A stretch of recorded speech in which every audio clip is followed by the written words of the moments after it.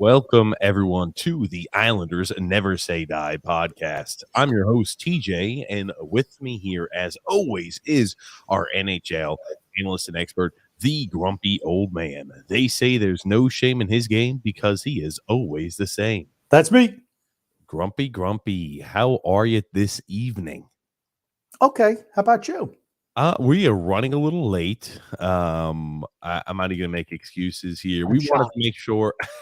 to make sure we had enough time to get all of the research done regarding possible trade rumors because the NHL trade deadline is this upcoming Monday. We're coming at you live Wednesday evening at 8 p.m. Eastern Standard Time.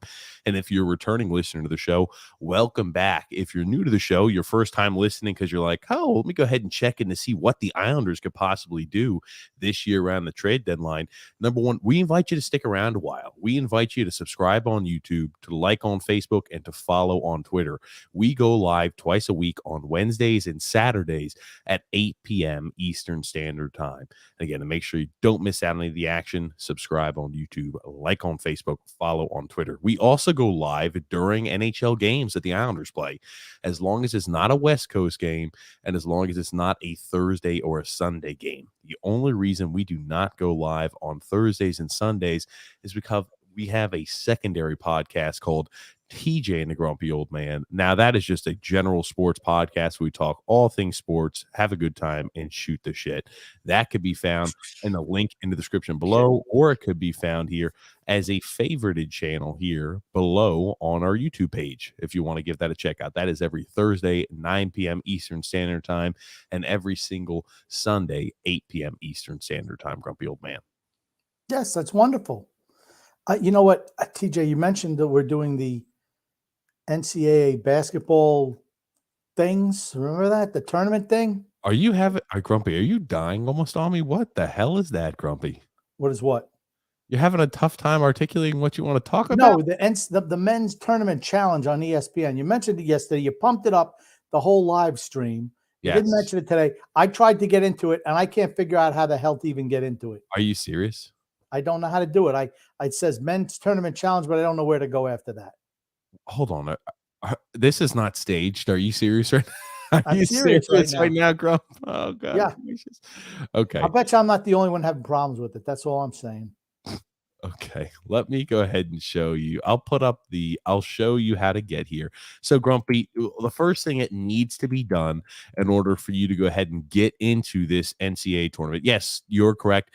We are having just a fun, it's no money involved. We're just having a fun get together where we're going to go ahead. And if you're putting together an NCAA tournament bracket, all right, you can enter and submit one here as part of the Islanders Never Say Die community. There are part of TJ and the Grumpy Old Man's community. Yes, all you have to do in order to do that is have, first off, an ESPN account. And then what you're going to do, Grumpy, you're going to go, and you should be able to see my screen now. I'll add this up so you're able to see. You go to ESPN, right? You'll log in the top right portion. You're going to go create TC, that big button there. That's for the tournament right there, tournament challenge. And it says groups. And you're going to type in TJ ampersand the Grumpy Old Man. The only reason I know this works, Grumpy, is because we're starting to have some people join into the group. That's not just me. I'm TJ, but you're starting to see a few other people fill into this, Grumpy. So you should be able to go ahead and submit one, and you have to go find the group and say, find group and say, I got it. TJ and the Grumpy Old Man. I got it. I spelled the name out, and I didn't use the ampersand sign. Yes, it's TJ ampersand sign, the Grumpy Old Man. We'll make sure to show that towards the middle of the podcast too, just in case people want to join in. That's a little bit of a fun way to test off your basketball and NCAA knowledge and, just to shoot the shit and have a good time. That being said, Grump, man, oh man, this year's NHL trade deadline is going to be an interesting one. I'm not sure what my expectations were for the Islanders at this point, but you're starting to see some of the pieces fall already. And you look at Monson, right? We had talked about yesterday. Monson was moved. Manson, not Monson. Manson. I'm sorry. Manson was moved yesterday, the defenseman. And now you're looking Tomas Hertl signs a huge 8-year contract extension. And you think to yourself, okay, right? what are our plans, number one, for this year's trade deadline, and what does it look like going forward in the offseason? People were saying, okay, would we target a guy like Tomas Hurdle this year in NHL free agency? Would he be enough to help put us over the edge? And we were opining on that. Well, with the new 8-year contract he signed, he is no option for us. Yeah, I'm expecting disillusionment and disappointment. That's what I'm expecting. The closer we get, and I see us performing like we did the last 2 years, I just see them just rolling the same cast and crew out again next year. Say, we don't need any changes. Let's see if we can deal this year's lottery pick for some other ham and egg that we're going to overpay on a re-sign. I'm kind of, like you go through the stages of depression. Mm-hmm. I'm there right now. I'm almost in the acceptance stage. I don't know. And people were opining, okay, it looks like perhaps Barry Trotz and Lou Lamoriello might want to try to roll something out here, like the same exact team we see out here currently, try to re-roll that out next year. And I'm like, ooh, yikes, if that is the case. I know we have played better as of late. And to be honest with you, and I said this on air during one of the live streams, and I'll say this again in the podcast, if we played the way that we have been playing over the last 5 or 6 games all season long, we'd probably be in a playoff spot right now. Yes. I think that's safe to say. Or even if you weren't in a playoff spot, you'd be a few points out of the playoff picture. It wouldn't be like we're in a situation where we're 20 or 19 points out of the playoff spot like we are currently. And I'm just not sure we can compete at the level we've put forth the last 5 or 6 games over an 82-game stretch with the way the team is currently constituted. Just it's not sustainable, I don't believe. And I think there are changes that have to be made at the NHL trade deadline. I think you have to sell off pieces. You have to look to retool and change the face of the team. Let me put you like this. Grump and I said, what would you be happy about regarding trades? The amount of trades and who you would lose at this year's NHL trade deadline. Grumpy old man is a little different than mine on this one. That's true. Mine's a little bit different. I wanted you to say what you I thought you were going to say how we were different. I figured to let you speak a bit here. Oh, okay. That's okay. I guess I feel more like here's the way I look at it. Okay. Even if this team stays together, let's say they keep it all back to that, and we play like we are right now. Is this team good enough to compete for a Stanley Cup? Is this team good enough to beat the Carolinas, the Tampas, the Floridas? For me, the answer is no. And therefore, you have to make changes. And if you're going to make changes, you have to not just mortgage off or not just sell off guys who are bottom 6 defensemen or 4th liners or 3rd liners. You're going to have to move some pieces it might hurt you a little bit to make the team better in the long run. That's where I suggest, potentially who has the greatest value of someone we can move.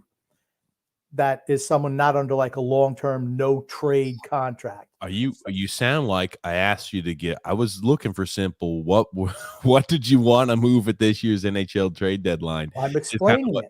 It sounds like you've got like a word quota you have to fit in. It's weird. I guess this is what it sounds like when I pontificate. I've never heard you pontificate like that, Grump, and it sounded like you were trying to draw something out. Well, you cut me off right as I was going to the names. I like to explain it so everyone knows up front my thinking on it. I just don't blurt things out and without letting people know why. That's exactly what you do all the time. I have suggested that we move Brock Nelson. No.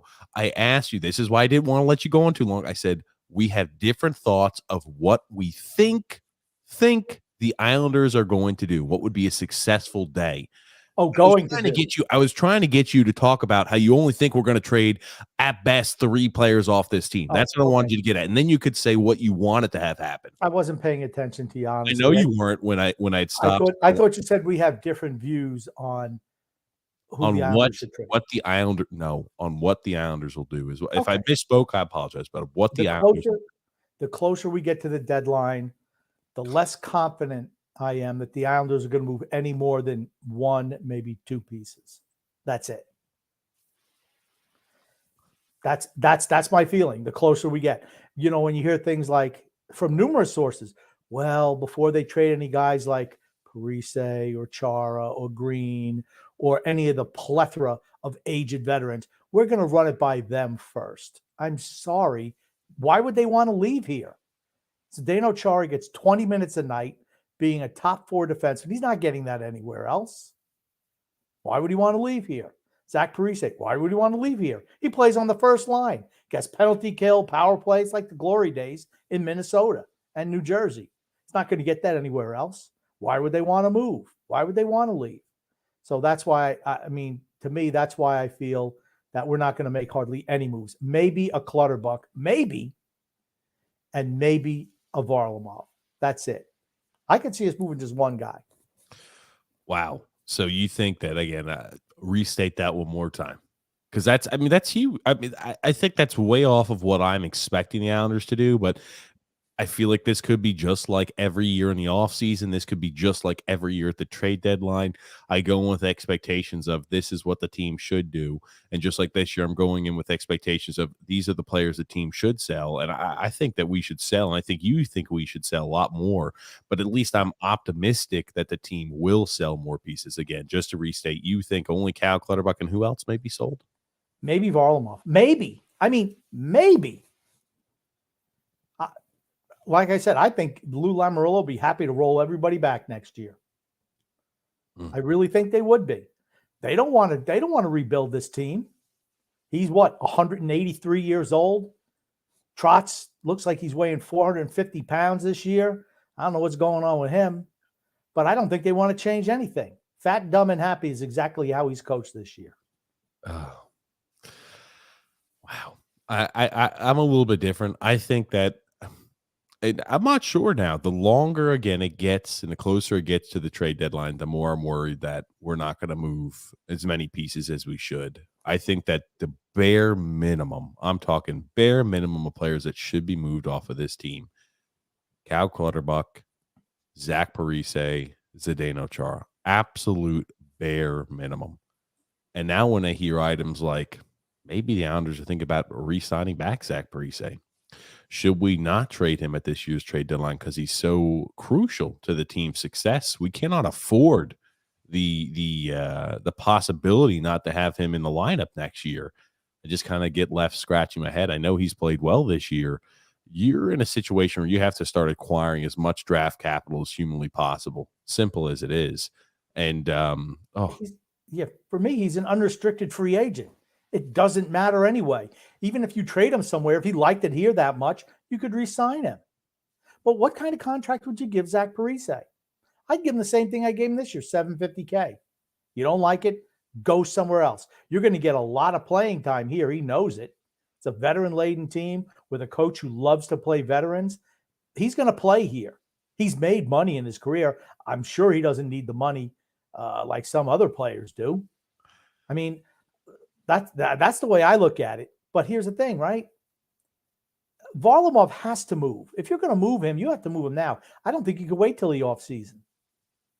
And again, you're seeing a lot of these teams that are very hungry for goaltenders are coming forth to the table. You look at the Toronto Maple Leafs. Okay, Jack Campbell has not been good in his last 5 starts. He's got a save percentage in the 8s. His goals against average is more than 4. Hasn't played well as of lately. There's no mystery to that, and he's out for at least 2+ weeks. So you think to yourself, okay, Toronto needs a goaltender. You think out there, and I love how even in the Athletics article, they say they still even link, oh, well, how about if Varlamov can get moved to Edmonton? And from what we understand per James Nichols, that Edmonton is on one of those teams he is not wanting to go to. So, I think there's only a handful of teams that would look for a goalie, and all of them have goaltending issues. Again, we've said it before. Marc-Andre Fleury is the number 1 goalie on the market this trade deadline. And until you see him moved, you really won't know what the value of a guy like Varlamov will get back in return. We're going to find out. I just don't feel comfortable with where we are right now. The closer you get to the deadline, the less possibility that you're going to move 4 or 5 pieces.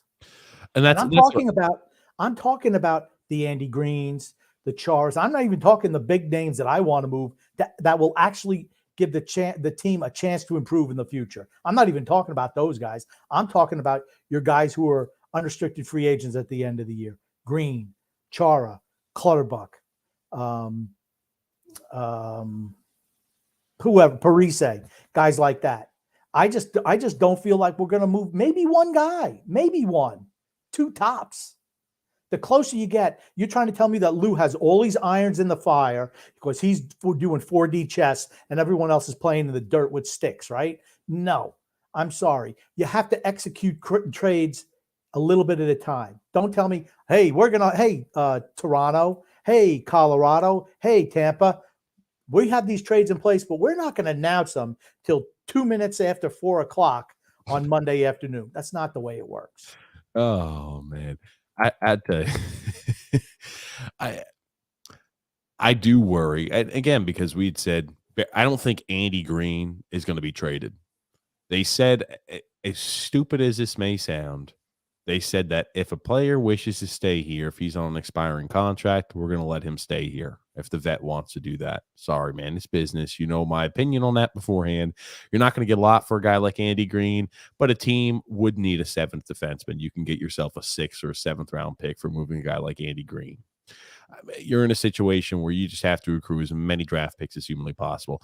Given, your Anders Lees don't come around all that often, your Jared Spurgeons don't come around that often, but it's at least worth taking a role that you can get an option and a player who can play NHL minutes in a 6th or 5th or 7th round selection. But I don't think we're going to trade Andy Green. I've seen names being thrown out there. Oh, are we going to be able to move a guy like Josh Bailey? I think that if you do move Varlamov, now's the time to do so. I agree with you. There's a lot of teams that are having goalie issues and goalie struggles. And if you, depending on what his modified no trade clause or the no trade teams look like, I think you can get a nice haul back in return for Varlamov, who, albeit has not had a stellar season, but he's had a middle of the road average season, a solid starter in the NHL. I think you can get a nice return back for him. And what are they going to do with Scott Mayfield? We've been talking about that for 2.5 months. He's a guy who has an unbelievable amount of value because he's a stay-at-home defenseman, playoff caliber player. And now you're in a situation where you get him on the cheap for this year for the playoff push, and you go ahead and get him next year at $1.45 million, and he'll be a top 4 defenseman for it. You're going to get something back in return. He's going to want to get paid. Are we going to move Scott Mayfield, or are we going to say, nope, we still think we can win a cup? That's why we're not trading Mayfield. That's why we're not trading Parise, because we're going to sign him back. That's why we're not trading away Varlamov, because he needs to be part of the team and solution. We like the 1A, 1B tandem we have. Or are we just going to say we can roll the same shit out here next year with an addition via free agency and expect a different result next year? Who are you going to be able to sign in free agency? If you keep all the same guys as this year, you don't have the cap space next year. Just don't. Don't have it. I mean, I'm sorry. To me, if you want to roll out the same cast and crew as this year, as last year, as the year before, as the year before that, just expect diminishing returns, because that's what you've been getting over the last 3 years, just diminishing returns. Look at the points we had in the regular season from year to year. 103, whatever we were the second year, whatever we were last year, and this year we're not even going to make the playoffs. It's diminishing returns, right? Because everyone's older every single year. We're not getting better. We're getting older, slower, and worse. If you watched that Washington game last night, if you didn't come away saying, my God, we don't match up with Washington. I know the score was 4-3 in shootout, but who deserved to win that game? If you just watch it, who was the better team last night? For me, it was Washington. It was one of those statements you made, which was it was a typical grumpy statement where I think you're just making stuff up, but that's fine. It's somewhat comparable for those who are going to try to fact check you. Last 4 years, right? Originally, Trotz took over. We made the playoffs. You're looking at the point percentage, 62 or about 62.8% all points. The year after, about 58.8%, 63.4% last year, and about 500% of all available points this year. Okay. Last year was an aberration. All we played was teams in our division. And think about how many crappy teams we had. We wound up coming in 4th in our division. 4th. We played Buffalo 8 times, and we played the The Devils 8 Devils times. and the Rangers and Philadelphia. They were 4 abominable teams. Okay, that's the only reason our winning percentage was that high. But think about where we were with a month to go. We were like tied for first place. We wound up coming in 4th because we sputtered out at the end. I mean, the first year was a totally a success with Barry Trotz, and a total success. But we're going downhill. Those are just facts. This year, are we going to be a 500 team? We're not. I'm going to tell you right now, we're going to be below 500. Why? Because I look at the end of the season schedule. That's why. I hope you're right. Well, I'm not rooting for us to do poorly. I'm just rooting saying for us. that's what's Here's the gonna. thing. Are we making the playoffs? The answer to that question is undeniably no. And if you're not making the playoffs, what's the point? I could care less if we finish 9th in the division. It's not like a feather in my cap of bragging rights. We finished ahead of the Columbus Blue Jackets. We're that good. So I can talk shit to my Columbus fans, Columbus friends. I could care less. I can care less if we're the very worst team in the division. If you're not making the playoffs, simple as that, you're not making the playoffs. It's all about, hey, how can we improve our draft position? If you're not first, you're last. How's that go, Grump? If you're not first, you're last. If you ain't first, you're last. Oh, there it is, Grump. There it is. But I hope that we finish with a losing record this year. I mean, you need to make sure that you've got a premium opportunity to get a legitimate top 6 winger here in this year's NHL draft. Honestly, best player available. So I'll be interested to see again where the things lie. But as how do we approach the draft? How do we approach the draft? Are we looking for the most skilled and talented player, or are we looking, hey, let's get ourselves one of these grinder types who, really low ceiling, but a higher floor. Guys, hey, he could play a bottom 6 role in the NHL. Not when you're picking in the top 10. You should be rolling the dice. I'm sorry. You need to roll the dice on this team. We don't have any talent at the lower levels. You need talent. And to me, it has to be a scorer. That's what we need. Someone who can juice up the offense. I feel confident we can get defensemen to play in this system. It's the offense is where we struggle. I agree with that. I don't think you're ever going to get anybody who's a forward to sign up and be excited about playing under Barry Trotz, unless they have a prior existing relationship. And, Barry, I played for Barry at XYZ and loved my time with him. I loved his no-nonsense mentality. Unless you have somebody who has like a sentimental feeling or likes him as a person and has had prior experience, I think on the outside looking in, it's tough to convince somebody to do that. Agreed. I had a drink. Is that okay, TJ?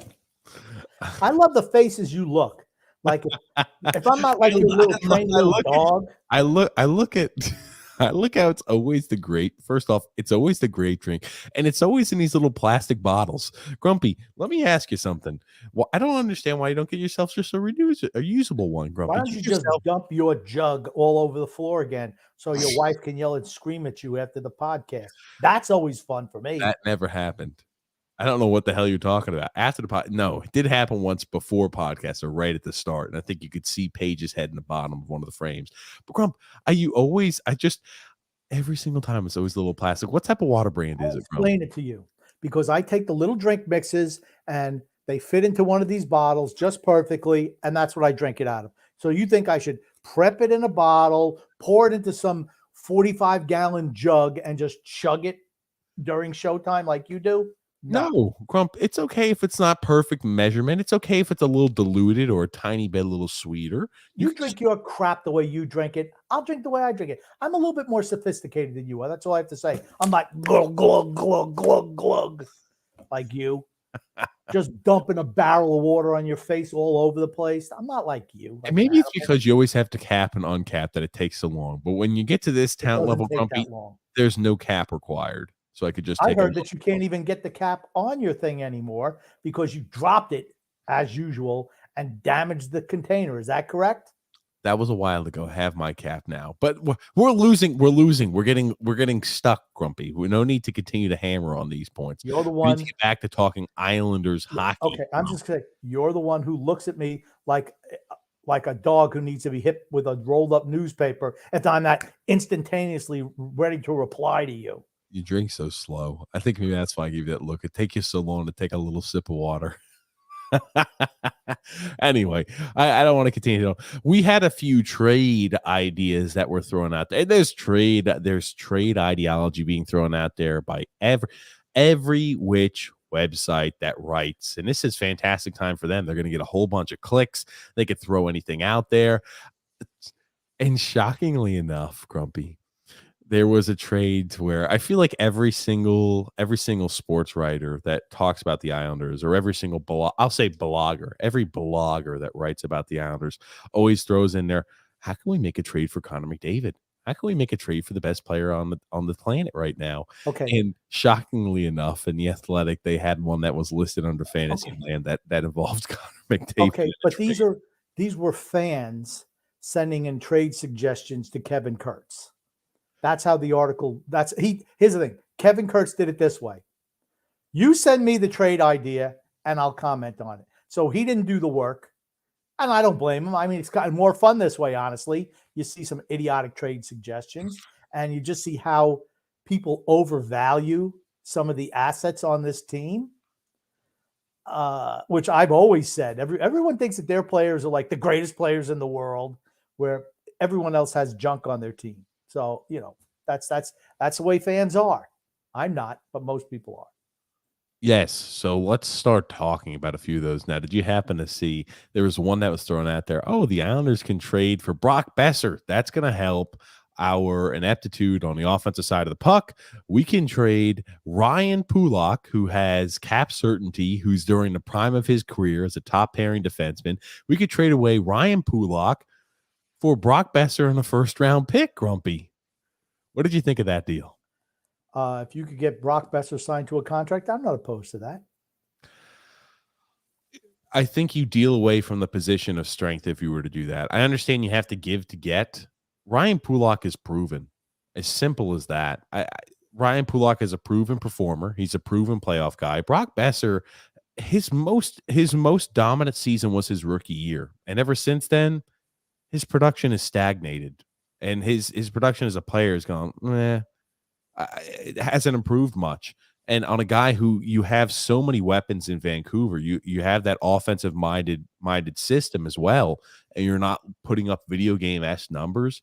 Your numbers are going to decrease when you come to the Islanders. As simple as that. And you want to go ahead and suggest, or that's originally, I guess, what the fan suggested, Ryan Pulock, who's fantastic, for Brock Besser and a first. I'm just like, no freaking way. Has Ryan Pulock played fantastic this year? I think he's still hurt. Okay, but the question is, has he played fantastic this year? No. He's making $5.5 million a year, whatever it is. That's what Besser makes now.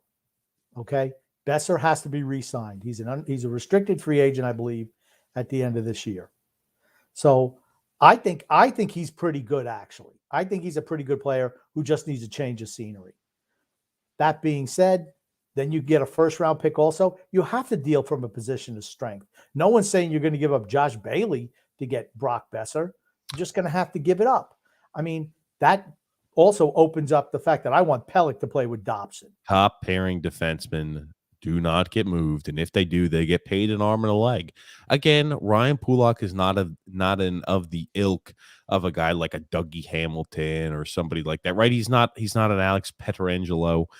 He's not one of those type of players. The guy he's a bona fide top four defenseman on our team. He's a top pairing guy. He's a guy who's very solid. He's a guy with a lot of playoff experience. And you said, how has he played this year? Hasn't played great. I think he's still injured and banged up. I think he has been looking better as of recent, but there are moments from just like, yikes, Pulock. I'm not saying that. I'm saying, yeah, that's a trade that has to be made. But I've seen a lot worse trade proposals than that. I'm not opposed to trading Ryan Pulock if you can get really good value for him. I'm just not, because on this team, he should not be the top pairing defenseman, regardless of the fact that he is right now. Noah Dobson is a better defenseman than Ryan Pulock. Well, He is. what's wrong with having Ryan Pulock as your second as your There's second nothing. pairing guy? As a $5 million, and he's gonna be locked up through the prime of his career as the cap continues to increase, right? That's a contract. We talk about contracts that age poorly and contracts that look like fine wine. That's a contract you're gonna look at like it has fine wine to it. As long as, hey, this year is the year he's been struggling. This year is more due to injury than anything else. That contract's going to look fantastic 2, 3, 4 years from now. I agree. But Why the would you whole trade thing, that away then? okay, I didn't say I would definitely do it. But if someone made me an offer where I'm getting a real stud offensive player and a high level pick, absolutely I'm considering that. Why? We have maybe two, maybe three guys on our whole offense who are worth a damn. Everybody else, you can throw them in the dumpster. Every single one. Just not that good. Easily replaceable. We need more high-end talent on the offensive side of the puck. We just do. We're capable. And I'm not saying that losing Ryan Pulock would hurt us. I'm not saying that it would not hurt us. Not saying that. But if you want to make the team better, and if you want to consider really jumpstarting the organization and turning into more of a 21st century offense, you're going to have to trade somebody to get that talent. I bet there was a lot of people back in the day who said, how can we trade Dave Lewis and Billy Harris, our first draft pick ever, for Butch Goring? He's just a second line center. Dave Lewis is a rock on the defensive end. He's a second pairing guy. He's phenomenal. Billy Harris is a really good wing.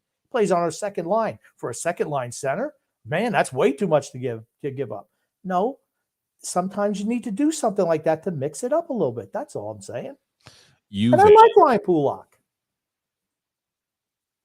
You value Brock Besser way more than I do. From a guy, again, his best year was his first year in the NHL, 29 goals. He's never hit the 30-goal plateau. Ever. He's been banged up too in the past. Sorry, you're not going to get me to pay for a guy like that he's 25 years old, who's had injuries a little bit here and there, a guy who's never really passed over the 30-goal plateau. You're not going to get me to bite on something like that. I would be opposed to moving a guy like Ryan Pulock. We talk about players and you're going to get weird calls around this time period. Teams that are looking to improve, teams that are looking to set themselves up for the future.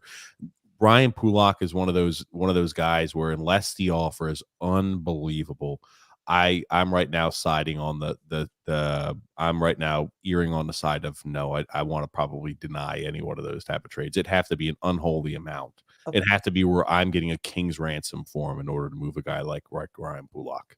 Okay, that's fine. I'm not even saying it has to be Brock Besser. I'm just saying someone who's a high-end offensive talent. That's what I'm saying. I'm not saying you give Ryan Pulock away for pennies on the dollar. I'm not saying that. But sometimes who's your top two defensemen on this team? Top two. Who are they? I'm going to say Noah Dobson probably is up there. I'm going to say, here's the thing. I think we got a top three. Noah Dobson, Adam Pelech, and Ryan Pulock are heads over heels. Those are the best three defensemen we have. Okay. Scott Mayfield is a close, or I put Scott Mayfield as in a tier below, a slight tier below, and then the rest is just, utter trash between Chara and Green. Okay. What I'm saying is your top two defensemen are Pelech and Dobson. I don't think it's even close, honestly. Pulock is third, but he's third. It's not like, well, you know what? Maybe he's close to number. No. It's Dobson, Pelech, and Pulock. That's the order I go in. And just because Dobson is the total package, Pelech is a lockdown defensive guy, and Pulock is pretty good all around. Okay, let's move on a little bit from this, Grump, because we don't need to hammer the hell out of this one hypothetical trade on Ryan Pulock. Let's talk about items that are a little bit more realistic. Josh Bailey, I think he's he's the fantasy of a lot of fans to move a guy like him this year at the trade deadline. Now, let me ask you this: are you still in favor of thinking we'd have to give up assets to get rid of Josh Bailey, or do you think he's got enough value on his own to warrant some sort of return? And here's the thing. I think we're splitting hairs over it, because if you're able to get a third-round pick for Cal Clutterbuck and you're able to use the third-round pick you get for Cal Clutterbuck to ship off Josh Bailey, I think that's a plus. I'd take that in a heartbeat. get rid of it. I don't need to see Bailey anymore. Free up some cap space, free up a top 6 spot here for additional wingers that we've got, and then go ahead and use that draft capital to get rid of the bad contract. That's fine by my point. I absolutely look to move Josh Bailey. His play the last week, maybe teams are looking at it, say, hey, Josh Bailey is getting in playoff form. Hey, let's make a trade for Josh Bailey. He only gets paid $3.5 million for the next 2 years, actual money, right? So I feel he is movable. I think maybe you could get a 4th round pick back for him, potentially. Am I opposed to trading him to Arizona? If you trade him to Arizona, they need to get to the cap floor every year. I think you want to be proactive on that. You don't want to wait till the offseason because everyone's going to – Arizona's saying, hey, we're willing to take on salary over here. We'll take on salary. What else does that mean? Everyone is going to be in the offseason trying to dump salary to Arizona's way. You want to be first in that boat. You want to be first, not last. If you move him, let's say, and like I said, they have to get to the cap floor. Have to. Maybe they give you a 4th or a 5th round pick for him. I'd move him. I think you can actually get something for him now as opposed to having to give something for somebody to take him. Thank you. That's what I was looking for. It took a long approach to it. I wanted to hear what your thought was. Okay, gotcha. You think we still can go ahead and get some sort of return for a guy like Josh Bailey? You don't think we're going to have to trade away pieces to get rid of Josh Bailey's contract? Right. Certainly not the way he's playing now. He's showing that he has some value. Maybe teams will forget the first 55 games of the year. I don't think they're going to do that. And, I don't think the last, week and a half is going to be enough to say, oh, yeah, this guy's lighting it up. He's on fire. I mean, maybe a few more games, but unfortunately, he just turned it on 2 or 3 weeks too late. Because if you're doing this for the better half of a month, it's a little different. I think you can make a little bit more of an argument, but now not so much. It's like a dead cat bounce. Anyway, that being said, right, we saw what it's going to take for a guy like Bailey. Varlamov. Now, let me ask you this. What do you think Varlamov is going to get back in return? I've seen a lot of people saying, hey, we need to get a 1st round pick back in return for Varlamov. I had mentioned earlier on that Toronto obviously is a team that if we can move them to there, that'd be fantastic, as long as that's not as part of the no trade list there. Maybe the Minnesota Wild. They have goaltending woes, so maybe the Wild could be an option. Want to get your thoughts on that, Grump? I'm thinking 2nd round pick. I don't think he's going to get you first. I think a 2nd round pick. Maybe that's not enough for Lou Lamoriello to trade him. I would. You can't have a $5 million backup goaltender on your team. Move him. Free up some salary cap space. I'm sure there's a lot of 4th liners that want to play for the Islanders who are over the age of 30. So we can accommodate them too. Who knows? But for me, I think 2nd round pick is probably the max you're going to get, maybe a 2nd and a 4th. I just don't think you're going to get a 1st. I don't think he's been that good this year. I thought he was good last night. I thought he was good against Colorado. But over the course of the whole season, he's not been great. He's just been okay. And I think that hurts him. Once again, do you want to set the market? Or do you want to wait for Marc-Andre Fleury to see if someone's going to trade for him first? Those are questions you have to ask yourself. Hey, all I'm going to say here is this. A 2nd and a 4th. I wouldn't say no to it, obviously. Ideally, I'd like here's the thing. You're probably going to have to take a goalie back in return. And whether that's a guy on an expiring deal or a guy that has term still left. And that's the thing, right? If you're getting a guy where you're saying, I can take off of it, and I'm using this as an example, Peter Mrazek, he still's got term left, and somebody threw out the idea, oh, maybe we could trade for a guy like Peter Mrazek. We'll get him back in return. We'll give away Varlamov. Mrazek still has 2 years left on his contract. I don't think it's going to be any team you're going to be trading Varlamov to. It's not going to be as simple as apples to apple or apples to picks. It's not going to be like, I'm trading you Varlamov, you're giving me a pick, and that's all that's being done. we're going to have to take a backup goalie in some capacity off of their hands.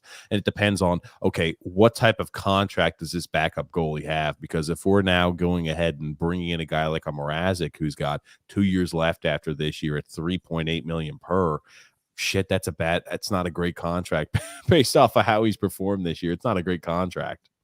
Well, okay, if you want to have to take a goalie back, then it's definitely a first round pick. You feel like, right, like, and that's legitimately, if you're going to trade a guy like Varlamov away, right? I think we're going to have to take a goalie back in return. Who's going to be our backup? Are we just going to say, hey, we're going to trade away considerations or a small? I mean, like I feel like we're not going to throw Corey Snyder out there. We're not going to throw Jakub Skarek out there. Why not? They're not going to play a whole lot of games. What are you talking about? They play 4 or 5 games for the end of the year. You couldn't live with that in a lost season. Why not Jakub Skarek? See what he's got. Even if he's not ready, give him a taste of the NHL. Here's the thing. If you have to get a goalie back, that means you should definitely be getting a first. I'm just saying what his value is without having to take auxiliary pieces back. If you got to take contracts back, his value is higher, in my opinion. Certainly higher than Peter Mrazek. They're just trying to dump him. And now you got to have 2 more years of Peter Mrazek's contract where Varlamov just has 1 more? No way. I'm just throwing ideas out. I don't think a team is going to be able to say, all righty, I can take on a $5 million cap hit from Varlamov for this year and next year and not offload anything. I think they're going to have to send some sort of, a lot of teams don't have $5 million a cap that are teams that are competing for a playoff spot this year. There's not a whole bunch of those that have $5 million plus in cap space. I know Toronto doesn't have that. I got to look up the Minnesota Wild situation, but I'm not sure, Grump. I don't think there's a lot of teams that have $5 million plus just laying around that they could say, all right, we could take on the Varlamov contract for this year and we'll make it work in the offseason where that doesn't worry. Even if you could retain cap, that's why it's important to move off of Josh Bailey. You can retain some of Varlamov's cap and get a higher value return. I mean, if cap is an issue with certain other teams, that's not a problem because that's part of the bargaining game, right? Okay, yeah, I know Varlamov makes $5 million per. Let's keep half of that value. And half is the most that you can keep. Right. So let's say $2.5 million. That means you get Varlamov for another year at $2.5 million. He's going to be your starting goaltender. That's a steal. To me, that's worth a first round draft pick. But you're going to have to offload some salary, like a Josh Bailey, for instance, at 5. I don't know how it transfers to the next team. Is it only $3.5 million as his cap hit since he's got 2 years making? No. So imagine like this: whatever the AAV is, Josh Bailey has a $5 million AAV. So for the remainder of this year, he would have a $5 million cap hit against that team. In the next 2 years, it'd be a $5 million cap hit. Okay. For Josh Bailey, the team would only have to pay $3.5 million out of their pocket, but it would count $5 million towards the cap. So if a team, for example, you mentioned the Arizona Coyotes, if they were, I'm talking about in desperate need, and nobody else is willing to throw bad contracts at them, and I'm sure there are worse contracts that get paid less than a guy like Bailey, right? They could say, I can add $5 million of cap hit to our team right here, but only have to pay 3.5 million. And it makes sense as they only have 5,000 fans in the arena that they're able to put in. They're not going to be turning a huge profit, I would imagine. The league subsidizes the team. It's owned by the league. I know. So they're not losing money. They're not losing any money. I don't care what they say. They could roll that team out there with no fans in the stands. They just use it as a tax write-off. NHL. Oh, what are our finances this year? Oh, well, we have $15 million or whatever it is, Arizona tax write-off. That's the way they look at it. But I mean, that should be, but seriously.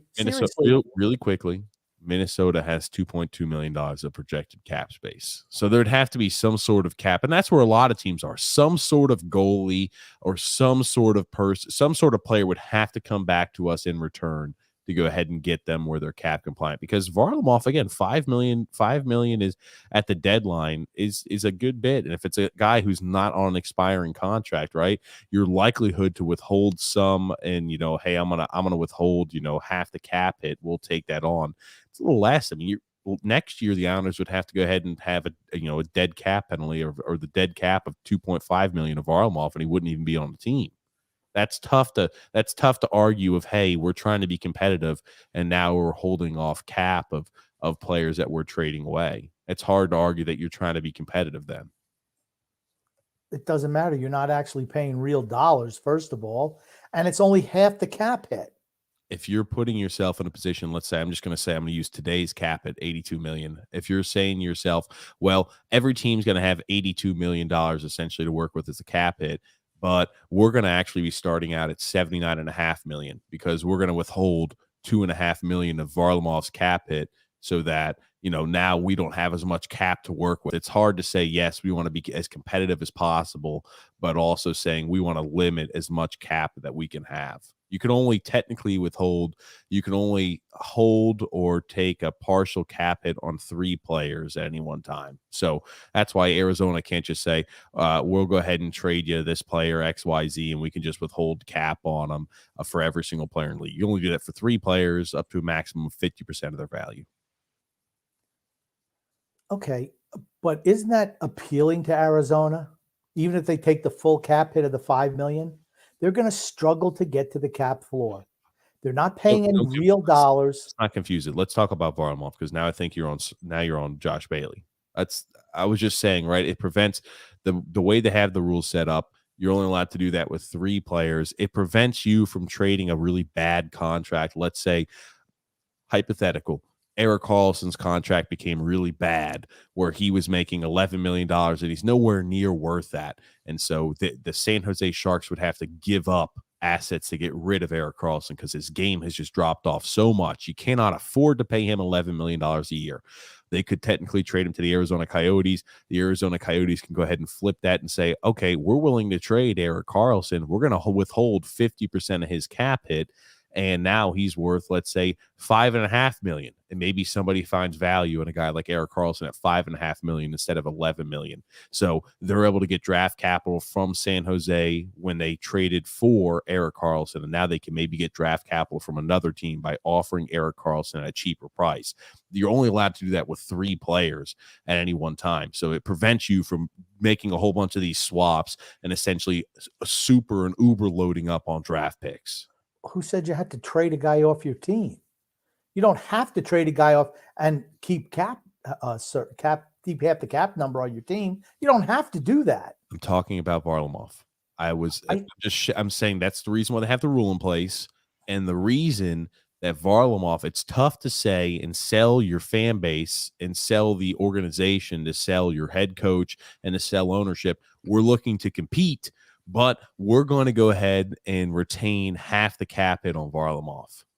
I think it's a tough sell. Every other team's going to be working with, again, hypothetically this year, we're saying the $82 million of cap space, but we're going to go ahead and start off with 79.5 because we're retaining half of Varlamov's cap hit for this year and for next year. It's not just a 1-year thing. It's this year and next year. It's as long as he's under contract, you retain that cap hit. So the longer the contract is, you've got that cap hit burden every single year that player is under contract. All right. I understand, but that doesn't mean just so you only have 80. So what? Anytime I'm just saying it's tough to argue that you want to be competitive if you're going to retain cap. $2.5 million is enough to throw. You're not competitive because you have because you have $2.5 million of already cap spent money. I don't see it that way. If they're planning on having off-season extravaganza, yeah, that could matter. What if you have to buy somebody out? I mean, a buyout, the guys are on you're paying that year after year until the contract's up, right? We were talking about potentially buying out Andrew Ladd or Johnny Boychuk or a whole bunch of guys we were talking about buying out. We didn't do it, but we were certainly talking about it here. But no one said, oh, gosh, if you buy out Johnny Boychuk, that means you're not trying to be competitive. I don't believe that. You're just trying to get it where your team has a better chance to win in the long run. That's the way I look at it. Okay, you're not. I don't think you're. The situations with Andrew Ladd was way different because Andrew Ladd's we talked about how he was not beneficial to buyout. Sorry that we're getting off on a tangent, but I think I just want to answer Grumpy's question. Okay. Andrew Ladd, we would not have received enough of a a release there. Even if we bought him out, we would still have to pay pretty much almost the exact same value of as he was with the organization. So it didn't make sense to buy him out. Some contracts are worked into the way where if you bought a guy out, you'll have to pay less and you could spread it out over a few years. It wasn't like that with Ladd's, the way Ladd's contract was structured. Okay, but you realize that we're $14 million under the cap for next year. I mean, and who do we have to sign this offseason? Really? Noah Dobson. That's it. And free agents. No Here's one's the thing. coming here. When was the last? We never signed a free agent here. Here's the thing. Let's say we have 14 million in projected cap space. We use, let's say, very conservative estimate. We go ahead and bridge deal Noah Dobson for a 3-year contract, and he gets 3.5 million per or 4 million per, whatever it is. Right? Let's just say worst case scenario, you've got 10 million of available cap you can play around with. Well, we've always said we wanted to add a top 6 forward. And we've always said that we needed to go ahead and bolster up the defense, right? If we want to go ahead and get a left defenseman, how are you going to make that? How are you going to go ahead and say, yes, we can be tangibly in the running for a guy like Philip Forsberg, and we can go ahead and try to get a vet on the cheap to play defense for us? You're just not, there's so much limited cap space. And if you're going to say, right, we're going to re-sign back Dobson, that's going to cut us down to 10 million. And now we're going to go ahead and subtract 2.5 million because we're willing to retain the cap hit on Varlamov. I'm just not sure that's. I'm not sure that's going to be guys. You can move other guys off your roster. I know, but has this team shown the ability to do anything? The team's in win now. Whether we like it or not, that's what they think. They think we could still compete for a cup, and they're not going to retain any cap hit if they think they can retain they can win a cup. See, whether we think we can do it or we're willing to do it, that's a whole nother story. It can be done if they're not creative enough, or if we have $14 million in cap space with one guy to resign. One guy. I mean, Kiefer Bellows. You have just said that we are not good enough the way the team is currently constituted. I'm just trying to say, for your point of view, what does it matter? You can retain all the cap space you want. We have that money. We're $14 million under the cap space. Kiefer Bellows is a restricted free agent. What's he going to get? $1.5 million? Maybe. I mean, everybody else is on expiring deals. Everyone in their 30s. They're easily replaceable. I mean, I don't think we're in cap jail. They are going this offseason. I think they're going to make moves. I do, right? This is the first time. Oh, we've got a whole bunch of cap space. They're not. They're absolutely not. Just forget that. That's not happening. That is not happening. How many years of him not doing anything in the offseason except pick up fourth liners are you going to have to see before you realize that he's not going to make a move in the offseason? He never does. Never. Ever. Never. So I'll be honest with you. I think they think that they could win now. And I think what they're going to do is probably, if guys aren't re-signed back, right, we look at the amount of unrestricted free agents that could have been applicable to our situation where we could have said, yes, these are guys that could fit, right? Thomas Hertl was a guy we had rumored. Maybe he was a fit, right? San Jose had switched to the more defensive-minded system. They had switched a little bit more to, the Barry Trotz style of hockey. The times we played them, they play a very similar style to what we had played. So you're looking at a guy who could have made an easy transition, in my opinion. A guy like Tomas Hertl could have, but he signed, an 8-year deal. He's going nowhere. And you look at your options, just continue to shrink and shrink and shrink and shrink. So, I mean, I don't know what you want me to say to that, because like I said, I want the team to be successful long-term. No, okay. What I'm trying to get at here with this point, Grumpy, is even if the team wants to make moves over the offseason and they want to add a big piece or a big fish, right? Let's say that's the grandiose plan, is to add a big fish. You're starting to get to a point to where we're going to see the amount of options they have shrink. And when that happens, you kind of get bent over the barrel and you end up in a shit situation. When your options are limited and what you need to be successful, that's not good for you. That's what I'm saying. Well, that's a whole nother story. I mean, I don't think it has anything to do with the salary cap situation. We're not in salary cap trouble. It doesn't matter. And you know what? I don't know enough about the salary cap rules. I don't think that you can hold the 50% value through the length of the contract. I think it's just this year. No, it's the Okay. entirety of the contract. Okay. I didn't think that's what it was. I know that for a fact. Entirety of the contract. Okay. A lot of times when they retain cap hits, it's usually on a guy who is on an expiring deal. You sometimes see it Because they don't have to worry about the next season. That's right. That's right. Exactly. They don't have to worry about the next season. And I could say, here you go, Tampa Bay Lightning. Here you go, a team up against the cap ceiling. I'm going to go ahead and take a player who doesn't have much value for you that's on a close to expiring deal, and I'm going to give you a guy like Varlamov. He's only going to count 2.5 against the cap, and I'm going to go ahead and take back in return a guy you don't utilize very much that has a higher cap hit, so we're able to make it work cap-wise, and it only affects me for the remainder of this year, which is already written off. So I think you're mistaken on that, but I'm not 100% sure. I'm not. I know that for a fact. I'm not. I don't know if anybody's commented in the comment section. Read the rules. It's not like that. You're able to retain. You have to retain the cap hit for the entirety of the contract. So just take a look at the rules. Yeah. So we saw a few items like Varlamov get thrown out there. I think that if you're going to trade him, now is the time period to go ahead and do so. Just like you, we've thrown out Scott Mayfield. After what Manson got, I don't think there's any reason to believe that you could not get a player plus a pick for Mayfield, a player plus a first. I don't think there's any reason to believe that that's not possible. Mayfield, I think, is better than Manson. He's got better playoff experience. He's on a more manageable deal as well. True. And the prospect that Anaheim got was actually pretty good. Yeah, he's playing in college hockey and he's playing well. Yeah. So, I mean, a first-round pick and somebody who you could legitimately see playing as a top 6 forward next year, even if it's, the second line. I'm all for that. Or even, just to throw this out there, a defenseman, a younger defenseman who's not quite ready yet. I'm willing to do that as well. Gotcha. And again, you could go ahead. We don't need a guy if you're going to bring in a young guy who's. You talk about an overhaul, though. I think that would pin us in to being in a situation to have again more veteran defensemen we're looking at this year in unrestricted free agency. That's how that would be lined up. That's fine. Fine. A left shot defense. Let's say you get a left shot defenseman. Let's say, okay, somebody who makes $4 million a year. You can afford that. Absolutely, you can afford that. Pair him with Pulak as your second pairing. That's what I'd want.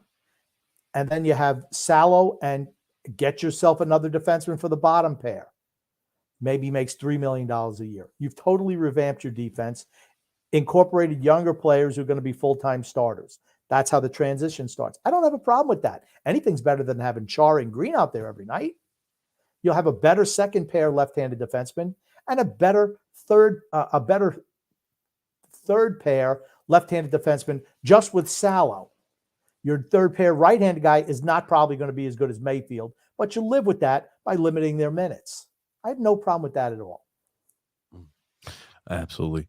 Absolutely, Grump. And again, you're going to get big value. And this all comes back to this statement. If you're not going to compete for a cup this next year, you have got to, and I mean got to, trade away Scott Mayfield. I think they still think they can compete for a cup. I think that's the ideology that general manager and head coach have. And if that's the case, the contract that Mayfield has is very valuable for next year. And if you seriously, what? I 100% agree with you, 100%. Yeah. And if you're in a situation where, again, if you're in a situation where you think you can compete for the cup, I think he's not going to be moved, unfortunately. I think that you can use this as an opportunity to say, hey, this guy's on it. He's going to be next year's his last year of his deal. I mean, worst case scenario, you could go ahead and say, all right, we'll gamble for him for one more year. We think we can compete. And when it doesn't work out for us next year, then we can trade him away at the deadline for less of a return. That's kind of what you're looking at. That's, I think, the worst case scenario for the Islanders.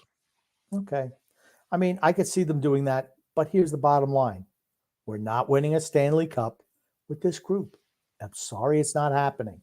We have fallen way, and I mean way behind the best teams in our conference. We're a borderline. I mean, a borderline playoff team next year. Borderline. And that's, I think, if a lot of things go well. We talked about what needed to happen, right? That's assuming they give Oliver Wahlstrom more playing time, more than 7 minutes of ice time a night. There's a lot there's a He's lot gonna that comes with it. he's gonna get more ice time next year. He is gonna get more. He has to get more ice time next year. Mm. Eventually it's going to come to a head between Barzell and Trotz. Next year is it. If Barzell says, I want Wahlstrom playing on my line, what's Barry going to say? No. Okay, I'm playing out my option. I'm leaving. Ownership, you choose between me and Trotz. That'll be the end of Trotz. That'll be the end of him. They're not gonna risk losing Matt Barzell to keep Barry Trotz. That's not going to happen. The coach never wins that battle, ever. Never, ever wins that battle. Fair enough, Grump. Hopefully. I mean, will it ever get to a point like that, though? That's the question. Barzell has all the leverage next year. He could say, all right, I'll just sign a Will he one-year leverage it, though? Would he do something like that? Why would he not? Do you think he's happy in the situation here? Really? Do you think he's happy playing under Barry Trotz? I don't. I absolutely don't. And I'll show you an example here. Now, this is Oli Mata. Do you remember Oli Mata was traded last year around the trade deadline? He was traded he was traded in October to the LA Kings. This is just to show you what happened with Oli Mata here. He was originally traded there to the Kings, a defenseman. He was traded from the Chicago Blackhawks. He was traded in that 2020 year in October the 5th. So last year around this time period, you'll see here. Oh, I'm noticing I'm not actually showing anything on my screen, but just to show you guys how that works. He was traded in October, I think it was October the 5th. So that 2019-2020 season, his total cap hit is essentially $4 million. You go up to the top. They had originally retained a cap hit of $750K. They retained that the Chicago Blackhawks last year, and they're retaining that this year. So that means the actual cap hit applicable to the Where Kings. does it say that? Let me zoom in. When did they trade him? October 5th of 2020. 3 reasons why that trade was perfect. He was traded from the Chicago Blackhawks to the LA Kings. Again, the only reason I know is because I do this. I do this.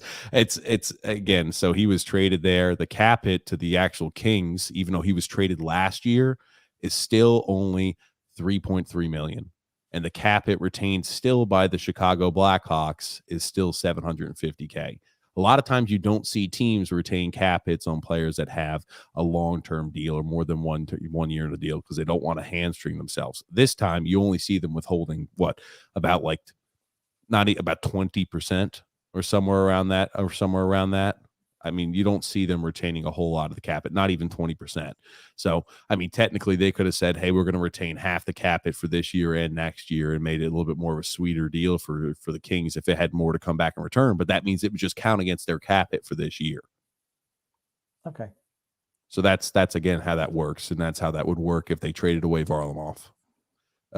It's negligible. You have the cap space. What does it matter? I'm just saying, if a team says they want to compete now and they're saying things like, oh, we're going to retain the cap hit for this year and for next year, that's how that works. So what? I'm just saying you're hamstring yourself with the options you have over the offseason. You're talking about $2.5 million. You have 14. You have only one guy who's imperative to the success of the team, who's a free agent, and he's restricted. Everybody else is unrestricted, and we don't pay out the nose for who are we going to bring back? Zach Parise for $1 million per? I mean, I think they're going to want to overpay for a guy like Forsberg. They're going to say, hey, we need to bring in Forsberg. Let's go ahead and do that. So that's what I think they're going to want to do. Well, then you trade somebody else. You move somebody else off your team. It doesn't mean here's the thing. For Forsberg to come on team, you got to move somebody anyway.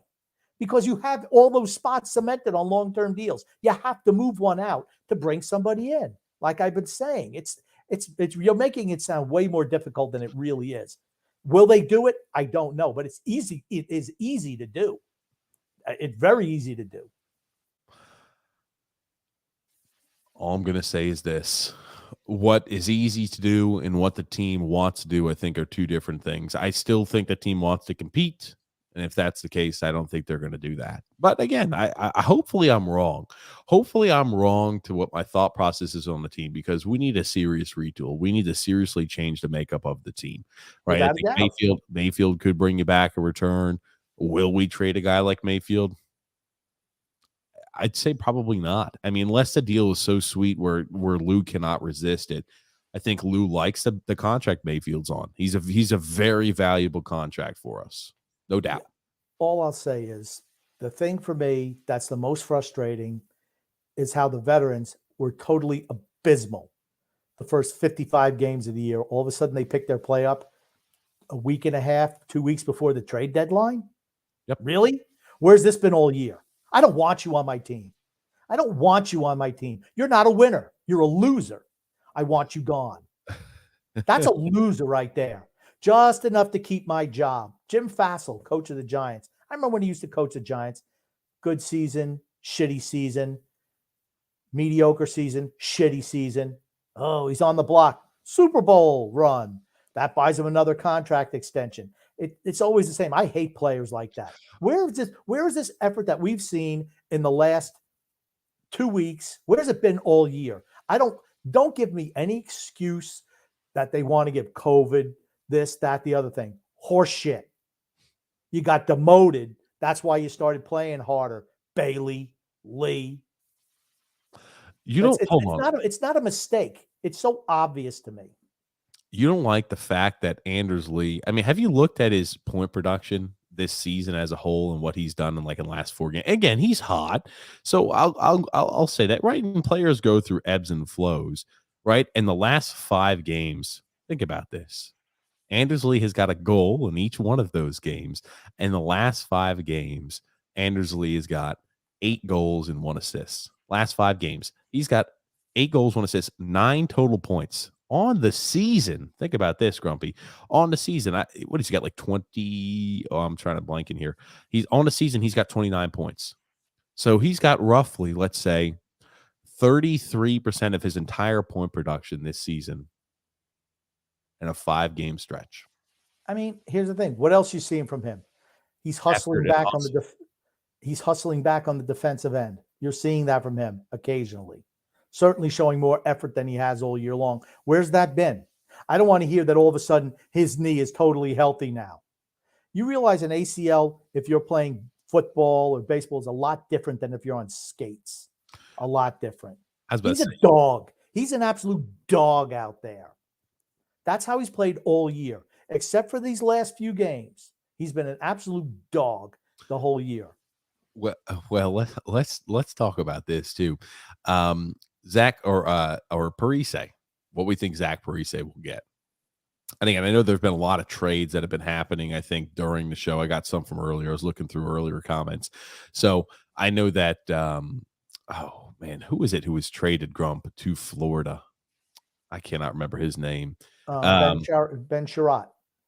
Ben Sherratt. Okay. And did they also make another move? There's a whole bunch of moves that are being made right now. That's what the smart teams are doing. They're moving players now. They're not waiting until Monday afternoon at 4:30. They're making deals now. They're not waiting until the deadline. They're being proactive, not reactive. Look at what Montreal got for Ben Sherratt. Because guess what?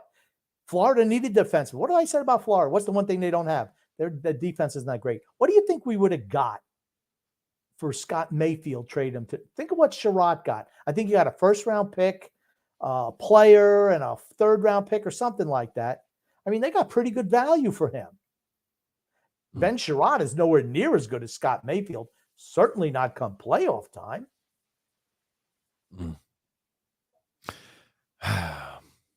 That's yeah, I think so. I think you're right, Grump. But I mean, Vetrano also left too. He went to the Rangers.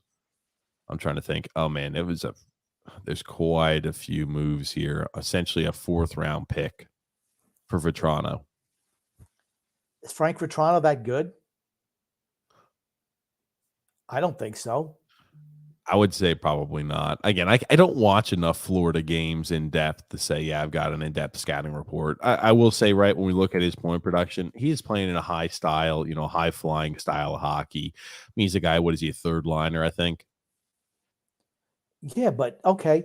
If you're trading for the Rangers, for instance, why are they trading for a defenseman who's part of a high flying offensive system? Is that what they need? The Is that Vetrano's what a the winger. Rangers need? He's a winger. Okay.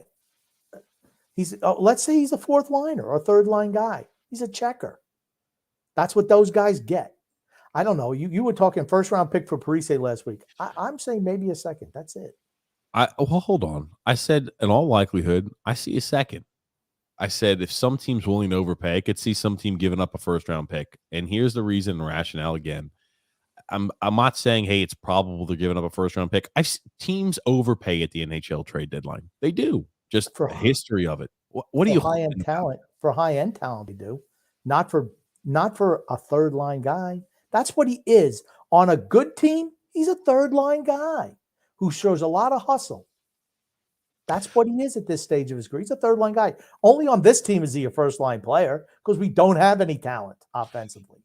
I think they also look at playoff performances.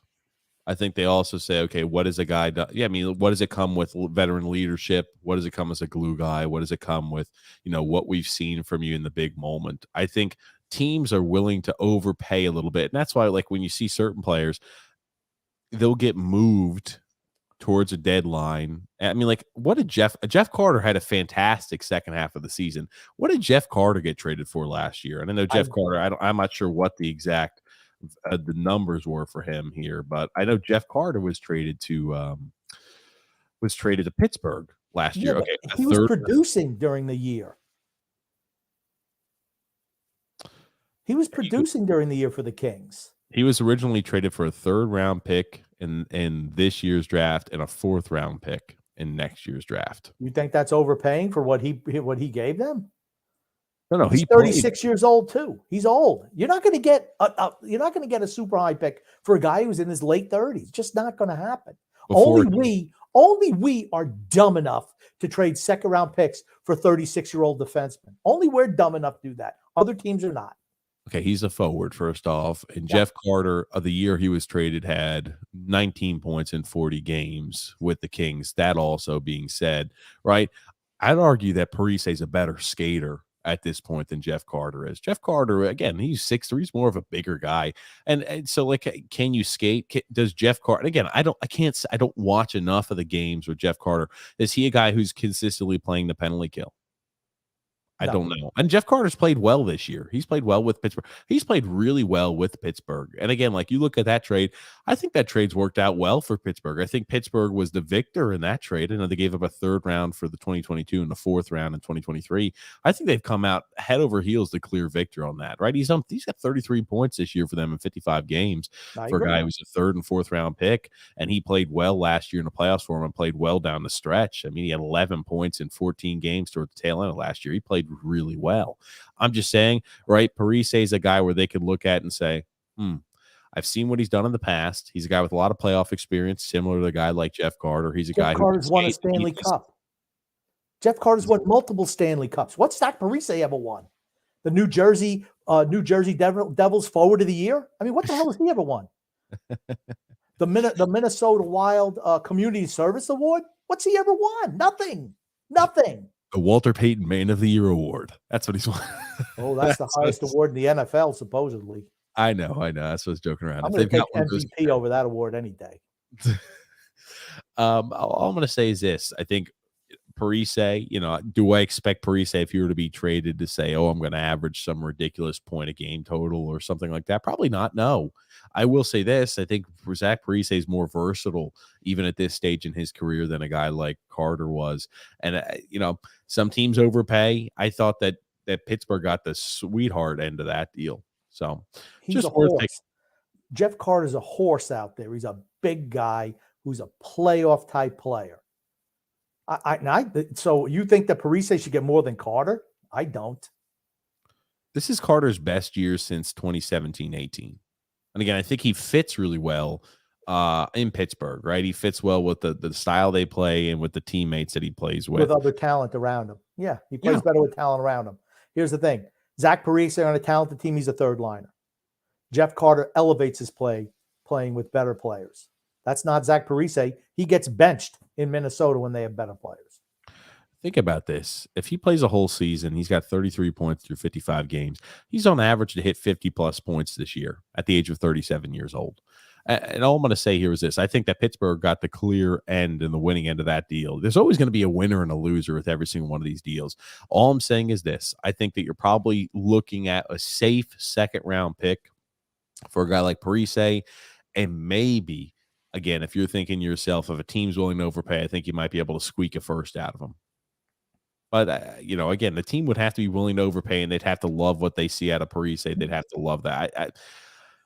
I don't know what the value or the market was for a guy like Parise this offseason. I know he signed with the Islanders, didn't sign a huge There was deal. no value for. There was no market for Zach Parise. Let me ask you this. Do you think it's either one or two things. There was no market for Zach Parise, or Zach Parise, as soon as he was put in the free agency, knew he wanted to come and play back for Lou Lamoriello? Here's the thing. You want to know why I say there's no market for him? Because he signed for vet minimum for 1 year. That's why. If there was With any market, incentives. Lou Lamoriello would have paid him $5 million a year. With incentives.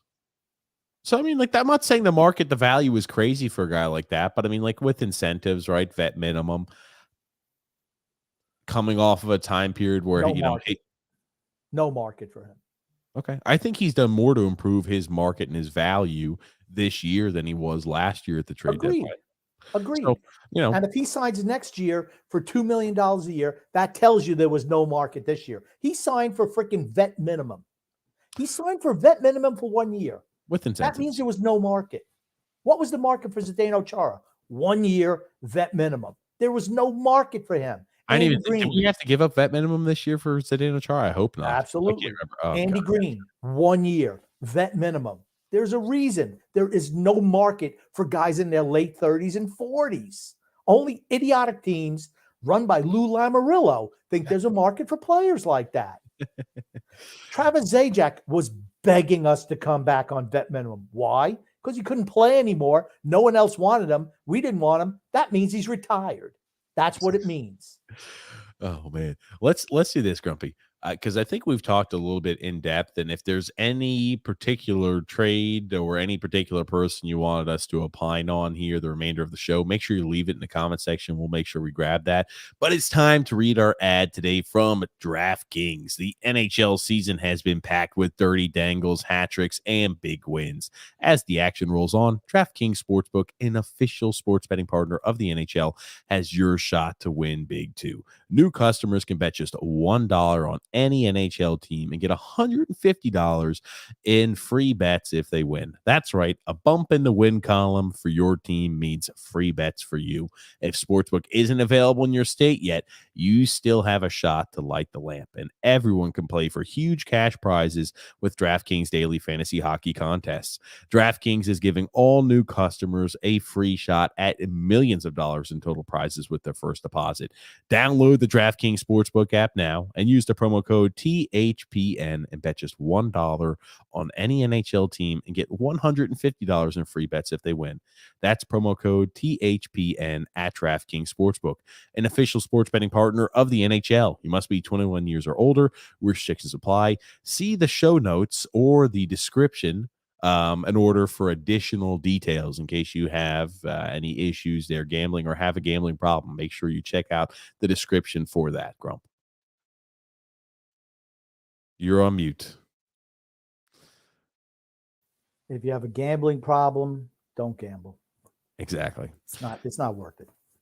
Absolutely. Got some comments here. Matthew S saying a little late. Yeah, just a little late. Just a little tiny bit late. Brian P saying we are the worst shootout team in history. I don't know. Is that true? We're bad. I'm not saying we're not good. I'm I'm not saying we're good. I don't know if we're the worst in history. 1 to 5 from 6. I don't know if we're the worst in history. That's all I'm saying. I don't know. I'm sure there's been a team who's never. We're not good. We're not good. I admit that. No. Chase H saying here, Varlamov in a third for a first and a second, or a first in a bad, or I'm sorry, a backup and a bad contract. A first, a second, a backup. First, second, and a backup and a bad contract. I don't know. That's an Chase, awful lot to bring. That's a lot. That's a lot you're asking for Varlamov. I don't think he'll get you that big of a return. If you were trading Varlamov last year when he was having, a Vezina caliber season, I think you could maybe make an argument for that. But it's a lot to ask for the way he's played this year, and I think he's got value, but I'm not sure how much.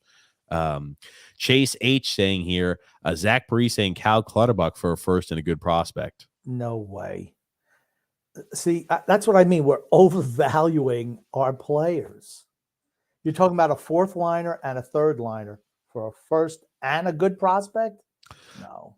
I will say, though, sometimes, and again, it all depends on what team needs are. We see teams overpay for sandpaper and grit guys. I keep going.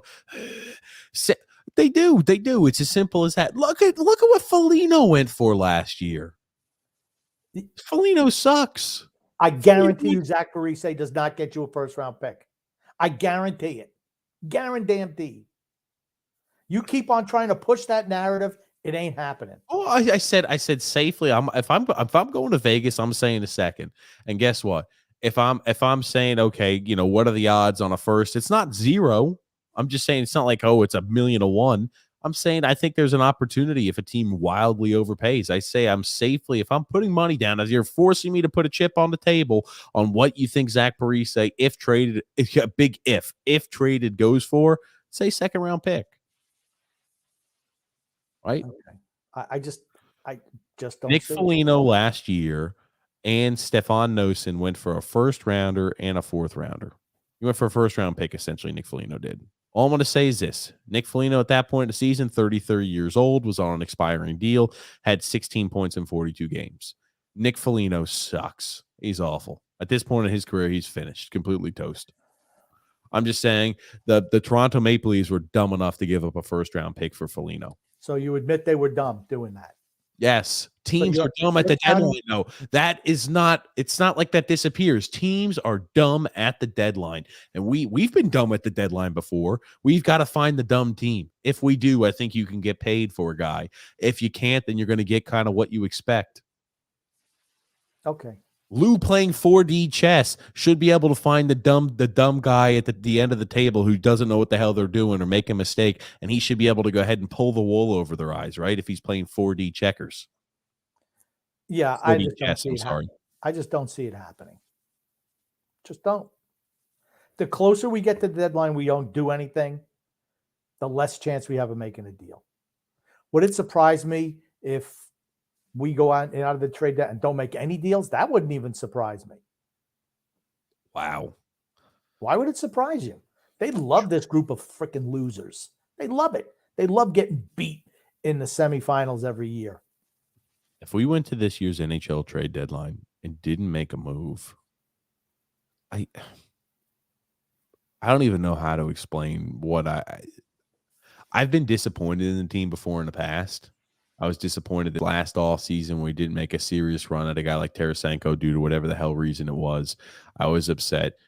I thought we could have really made a big splash with him, and he really would have worked out well. And again, we saw a little bit of what Tarasenko could be. Did you see those time periods where Matt Barzal, the few shifts on the ice where Matt Barzal and Oliver Wahlstrom were paired together, Matt Barzal would bring in zone entry. He'd go ahead and speed there through it. He'd leave that drop pass for Oliver Wahlstrom, and there'd be this gap of space created. I'd always think to myself, what would Vladimir Tarasenko do with that gap of space? He can create offense for himself, but what would he be able to do, a guy who's a true sniper, with that gap of space and the ability to create? It just made me, it'll always make me wonder what could have been. But I getting back to it, I've been disappointed in the past. If we don't make any moves at this year's trade deadline, that may be the most disappointed I've ever been in this. You're saying a minimum of 3 guys be moved off the team. I thought originally going into this last week, I said I'd be shocked if we don't move 3 or more. I said the minimum I could see us moving is 3. But the way things continue to just wait and stagnate, I'm worried I might be completely wrong on that original assessment. I might be completely wrong, and that's scary for me. Let me put it this. I'd be stunned if we move 3 guys off this team. Stunned. And I could see them giving Zach Parise a 3-year extension. I could absolutely see that. 3-year extension. Stop. Why not? Why not? Stop. I know. Are you joking right now? I'm not not? looking at your face right now. I'm trying to bounce around. I'm closing out tabs. I'm looking at Anders lead numbers. I was looking at a few things. But are you serious right now, Grump? Why not? He did it for Leo Komarov, who was nowhere near the player Parise. Gave him a 4-year deal. Leo Komarov was younger at that time period, though. What does it matter? Parise is still a better player today than Leo Komarov was 5 years ago, 10 years ago. He's not the answer, but I could see him doing that. Oh, he's part of our core now. It's just so ridiculous. It's pathetic, honestly. Honestly, it's a fireable offense. If you don't move some guys at the deadline, if I'm the ownership, I'm going, dude, what's wrong with you? No trades at this year's trade deadline, you're gone. I don't care. You could have 2 years left on your deal or 3 years left. Guess what? Right? The team, it's about profitability. How profitable can the team be as an ownership group? And when you see to yourself, okay, we're not making moves to set us up for long-term success, and we're currently in a position where we're kind of fluttering, and floundering, you got to go. I would fire him on the spot if you make no moves. Again, I'm not the owner of the team, so it doesn't matter what the hell I say, but moves. I don't know how much hockey Malkin really knows, but if he's getting snowed under, no pun intended, what Lou Lamoriello was telling him, dude, you bought the wrong team. I mean, common sense tells you, man, we've not been good. And like I said, I'm questioning, watching what I've seen the last 2 weeks has made me more angry than anything else, way more angry than anything else. These guys could have been playing hard, and I'm talking about the veterans, the vets, the core, quote unquote, core of this team who just underachieved. I thought it was because, you know what? They just can't do it anymore. And I'd actually respect that a little bit. I've lost total respect for Josh Bailey and Anders Lee. Absolutely, I have no respect for them at all. They dogged it the whole year till 2 weeks before the trade deadline. Now, all of a sudden, hey, we're going to try hard now. Sorry. You get paid $7 and $5 million respectively. That's what we get from you all year until trade line deadline's coming up. Why? Because you're afraid some of your beer drinking buddies are going to be traded off the team, and you don't want that because we're all, we're a tight knit group. You know what? You're not winners. You've never won anything ever. And here's never won anything ever in this team. Nothing. And I don't think it's just production that you're looking at. I mean, Kyle Palmieri busted his ass all season long. May not have resulted in points. The guy was snake bitten. The effort is never in question with a Kyle Palmieri. The effort was in question multiple times this year with Anders Lee, multiple times this year with Josh Bailey. I could not remember. I mean, I saw Anders Lee dispossessing individuals in the offensive zone. When the opposing team had the puck in the offensive zone, their defensive unit would get it. I see him dispossessing other members of the team, and I see, he's in the defensive zone. I see him killing. I see, okay, gosh, I said he's actually hustling back on defense. He's back checking. You want to know why it's noticeable? Because he never does it. Never. Let Kiefer Bellows one shift or Oliver Wahlstrom one shift, not gun it back to cover somebody. Banished. Sit on the bench for another week. Anders Lee, do whatever you want. That's why I keep saying it's like a country club there. And Lee, Bailey, Nelson, read them all off. All the veterans. Hey, they're the people who are paying the big bills to run that club. Dobsons, Wallstroms, Bellows, they're the servants. We might give you some scraps of the leftover meals that we have, or the gristle that we spit back on our plate at the end of the night. You can eat that. Let me ask you this. Why do you always throw in Brock Nelson's name? Because he's the same as they are. The absolute same as they are. He's not. He's not. He's not. He's not. He's not. He's probably worse. Not. He's probably worse. You're right. He's worse.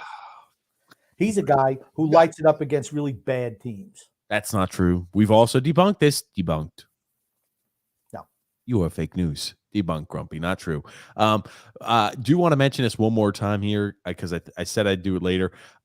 Remember, if you wanted to create an NCAA tournament bracket, This is where you can go ahead and do so. Let me refresh. It's called, you can find it. We got some new ones in.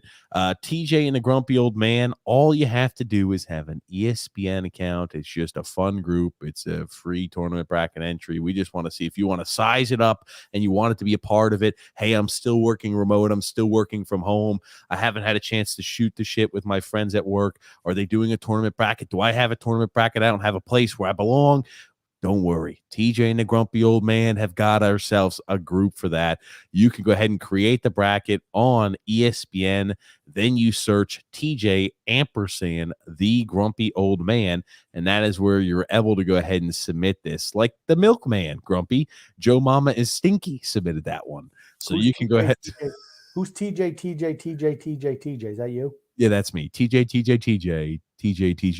That's mine. So in case anybody's wondering, right, I'm not Joe Mama is Stinky the Milkman. That's the TJ one. That's me.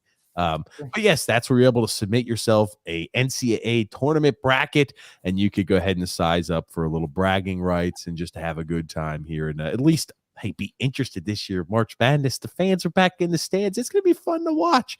Make sure if you're filling out a tournament, make sure you enter in on ESPN, the Men's Tournament Challenge, and go to the group TJ ampersand the Grumpy Old Man. Okay.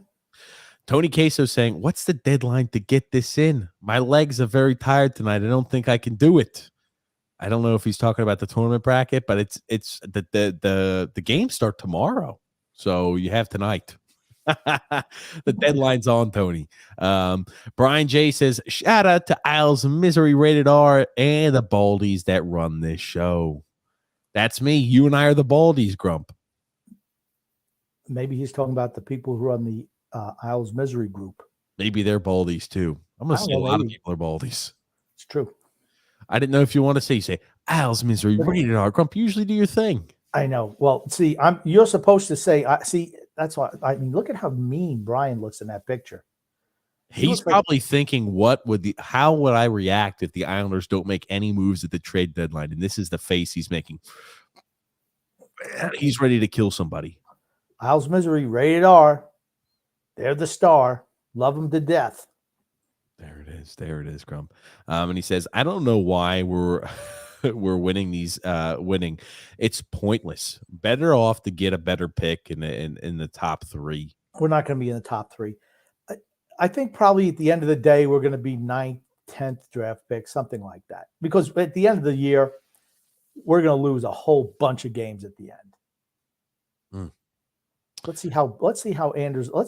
I'm interested to see how Croc, Average, and Useless number 12 perform after the trade deadline. Wouldn't it be something if their place slides off again to what they've been all year?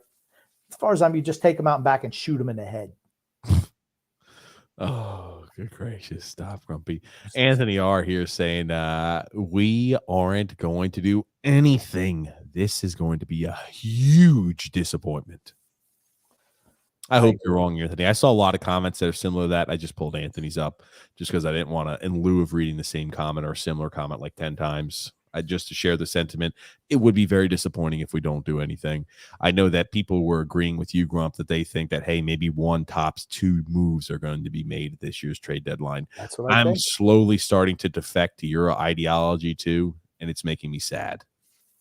My heart was originally optimistic, right? The optimism. I haven't had a lot to be optimistic about this year. At least I was optimistic about our moves at the trade deadline, and slowly that has started to rot on the vine. Yeah, like I said, this season was lost in the offseason last year. We didn't try to get better. It's what you get. You just go backwards. Tom B saying Chariot there. Sherratt. I'm sorry, Grump. Sherratt to Florida for a 2023 first round pick and a 2022 fourth round pick. And Ty, I couldn't even tell you how to pronounce that name. Samlonic. Yeah, so I guess Florida doesn't have a first round pick this year or next year. No, they don't. They're in it to win it, though. Hey, you know what? We're trying to win a Stanley Cup. We're not worrying about signing Jaromir Jagr back. If it was the Islanders, and though he had him for a while, he'd still be playing for this team at 50 years old. I guess that full-on rebuild is in session in Montreal. That's what it should be. They were Stanley Cup finalists last year. Think about this. They had a terrible year. What are they doing? Sell, sell, sell. Why? They want to have a brighter future. What do? Sit, sit, sit, lose, lose, lose. We're going to be back picking in the top 5 again in no time. No time. Are you serious, Grumpy? Come on. We've got pieces that make this core strong. I think you're wrong. I think you're dead wrong on that. What's our core? 5, 6 guys on the whole team is our core? Think about this. We've got 3 really solid defensemen. Okay. From now until Kingdom Come, we've got a freaking top tier goalie. We've got a top 10 goalie in the NHL. That's 4. We've got an unbelievable center that 5. Some people seem to try to pontificate that, hey, he could be a third line center now. There's 5. I think we've got a really strong second line center. No, he's not a core guy. Not a core guy. Nelson's a core He's guy. in his 30s. He's in his 30s. Core guy. It's okay to have one player in their 30s as a core guy. It's okay. He's not a core guy. He's in his 30s. By the time this team is good again, he'll be gone. He's not a core. He's not a core guy. Are you asking me if he's a core guy today? Yes. Is he a core guy 5 years from now? Okay, but he's a core guy today. The core's rotted. The core, if he's part of your core, you don't make the playoffs. There you go. Bullshit. Brock Nelson is good, Grumpy. Brock Nelson is a damn good number 2 center. I don't get what. Stop. I'm giving him that. You cannot give him it. I'm giving it to him because I know you and I don't agree on this. Core going forward. Who are the core guys? Brock Nelson is not a core guy going forward. He's a core guy on this team for the next 2 or 3 years at least. Are you kidding me? His play's going to tail off. How much do you think his play is going to tail off? Quite a bit. He's having a career year this year at the age of 30. Isn't it surprising? The year that we don't make the playoffs, Brock Nelson has a career year. Yeah. Tell me that's not the absolute epitome of his whole career. Thank you, Brock Nelson. You had your best year and we sucked out loud. Brock Nelson was going to have his best year before COVID struck. He didn't. Okay, well, he had 54. He had 68 games played and 54 points. He was on pace to hit over 60. He didn't. Didn't happen. And then Brian J says it's pretty embarrassing putting Matt Barzal on the third line. If you think he's going to re-sign here, it's over. He's going to Seattle. Whatever line he's on is the first line. Period. I don't care when they roll him out there to skate. He's the number 1 line. They're the only line that does anything offensively, that creates anything. One of the other lines might generate a lucky chance here and there, but for zone time, he's the reason that we have zone time. He's the reason. We don't have any zone time otherwise. Certainly not anything that threatens the other team with scoring chances. We got a lucky bounce here or there, able to pop in a goal. Yesterday was total Islander hockey from the last few years. Get dominated. I mean, dominated by Washington. And here's the thing. I was shocked. We called that game live. Anders Lee got that late game equalizer. I was like, freaking Anders. I knew they were going to score, though. I could tell because their goalie was terrible. Vitek Vanacek is awful. Like, we talk about teams that need a goalie. Washington should be a team. Seriously, if Washington at all was saying, hey, we might need a goalie, I think Varlamov would be a good fit for them. Vitek Vanacek sucks. Samsonov is young. Are you going to trade a goalie in your own division? Probably not. Screw it. Why not? I'm just saying they're probably not going to do it. Hey, here's the thing. If they're willing to pay the price, I don't care. Trade them to Washington. I'm not disagreeing with you, but I'm just saying they're probably not going to trade to a team with their own division. You think they're going to trade them to the Rangers? If the Rangers need a goalie, the answer is no. If they didn't have Shesterkin and they needed a goalie, screw it. I don't care. If they're willing to pay me what I need, what is this? I've never understood this. It's like, okay, because we're going to have to play against a guy. Like, it's on a 1-year freaking deal. He's got 1 year left after this one. You don't want to make your rivals better. It's about not wanting to make your rivals better. We're at a time period where we need to rebuild and revamp. We got core guys like Brock Nelson here. Oh, we don't need that. Nelson is a core guy. Core guy. Right. He's a core guy. That's right. I think Oliver Wahlstrom could grow into a core guy. Right now, he's not. But he's a core guy. Going forward, he is a core player. Absolutely, he's a core player going forward. Will Barry ever utilize him? Will they start playing? Barry will be gone. Barry will be gone. Barry will be gone. When this team is successful again, Barry Trotz will be just an ancient memory. That's what's going to happen. We're not going to be a playoff championship contender for at least 3 years. At least. And the longer you keep on riding this old, aged, rotting core, the longer it's going to take before we get back to being relevant again. Those are just facts. That's why you get rid of the dead wood, bring in new life, start over. Don't tell me you're happy qualifying 8th for the playoffs and getting the shit kicked out of you by Carolina or name any other team in the Eastern Conference, because that's where you're headed. You might squeak into the playoffs next year and get rolled in the first round. I mean, rolled. Get a comment here also from Brian P. He said Vetrano there went to the Rangers for a 4th round pick. He's 28. If you think Parise is getting us a first, I want to know what you're smoking, says Brian P. I look at it like this. Again, I think I already covered it. I'm putting the chip down to Vegas, 2nd round pick. If I'm saying maybe a team wildly overpays first. Oh, God. No way. And first of all, they're going to check with them because, those 1-year UFAs that we sign, who have no career left are finished. We're going to check to see if it's okay if we trade them for a month. Yikes. That's the shit that blows me away. Time B says here, Seattle trading. Oh my God, these names. Kelly Yanrock to Calgary for a 2022 2nd round pick and a 2023 or a 2023, I think, 3rd round pick and a 2024 7th round pick. That's pretty good value. I think he was their first selection in the entry draft, wasn't he? Wasn't he the first guy they picked? I'll have to pull this up here. Oh, I mean, is he that great a player? I think he came from Calgary, actually. He came from Nashville. He was selected from Nashville. Okay. Was he their first pick overall in the expansion draft? I don't remember. For some reason, I'm just remembering his name, and it's not like I watched that horrible little ceremony for as long as I could. I couldn't. I think we did a live stream during it. Like, this sucks. Everything was already pre-selected. That was the biggest BS about it. At least with the prior expansion draft for the Vegas Golden Knights, it actually nobody knew anything ahead of time. With the Seattle Kraken, every single freaking pick was made before the actual presentation. You're like, what the hell? There's no reason for me to watch this. Yeah. It was, everyone was announcing it earlier in the day. I thought he was the first name announced, though. His name. I remember them mentioning his name. I don't know who came out to pronounce his name. Maybe it was Marshawn Lynch. I don't know. But somebody, whoever it was, butchered the name. So it probably was Marshawn Lynch. So Callie Yanrock has 26 points in 49 games played this year. Yeah. Even guys on crappy teams, they even have to score, though, right?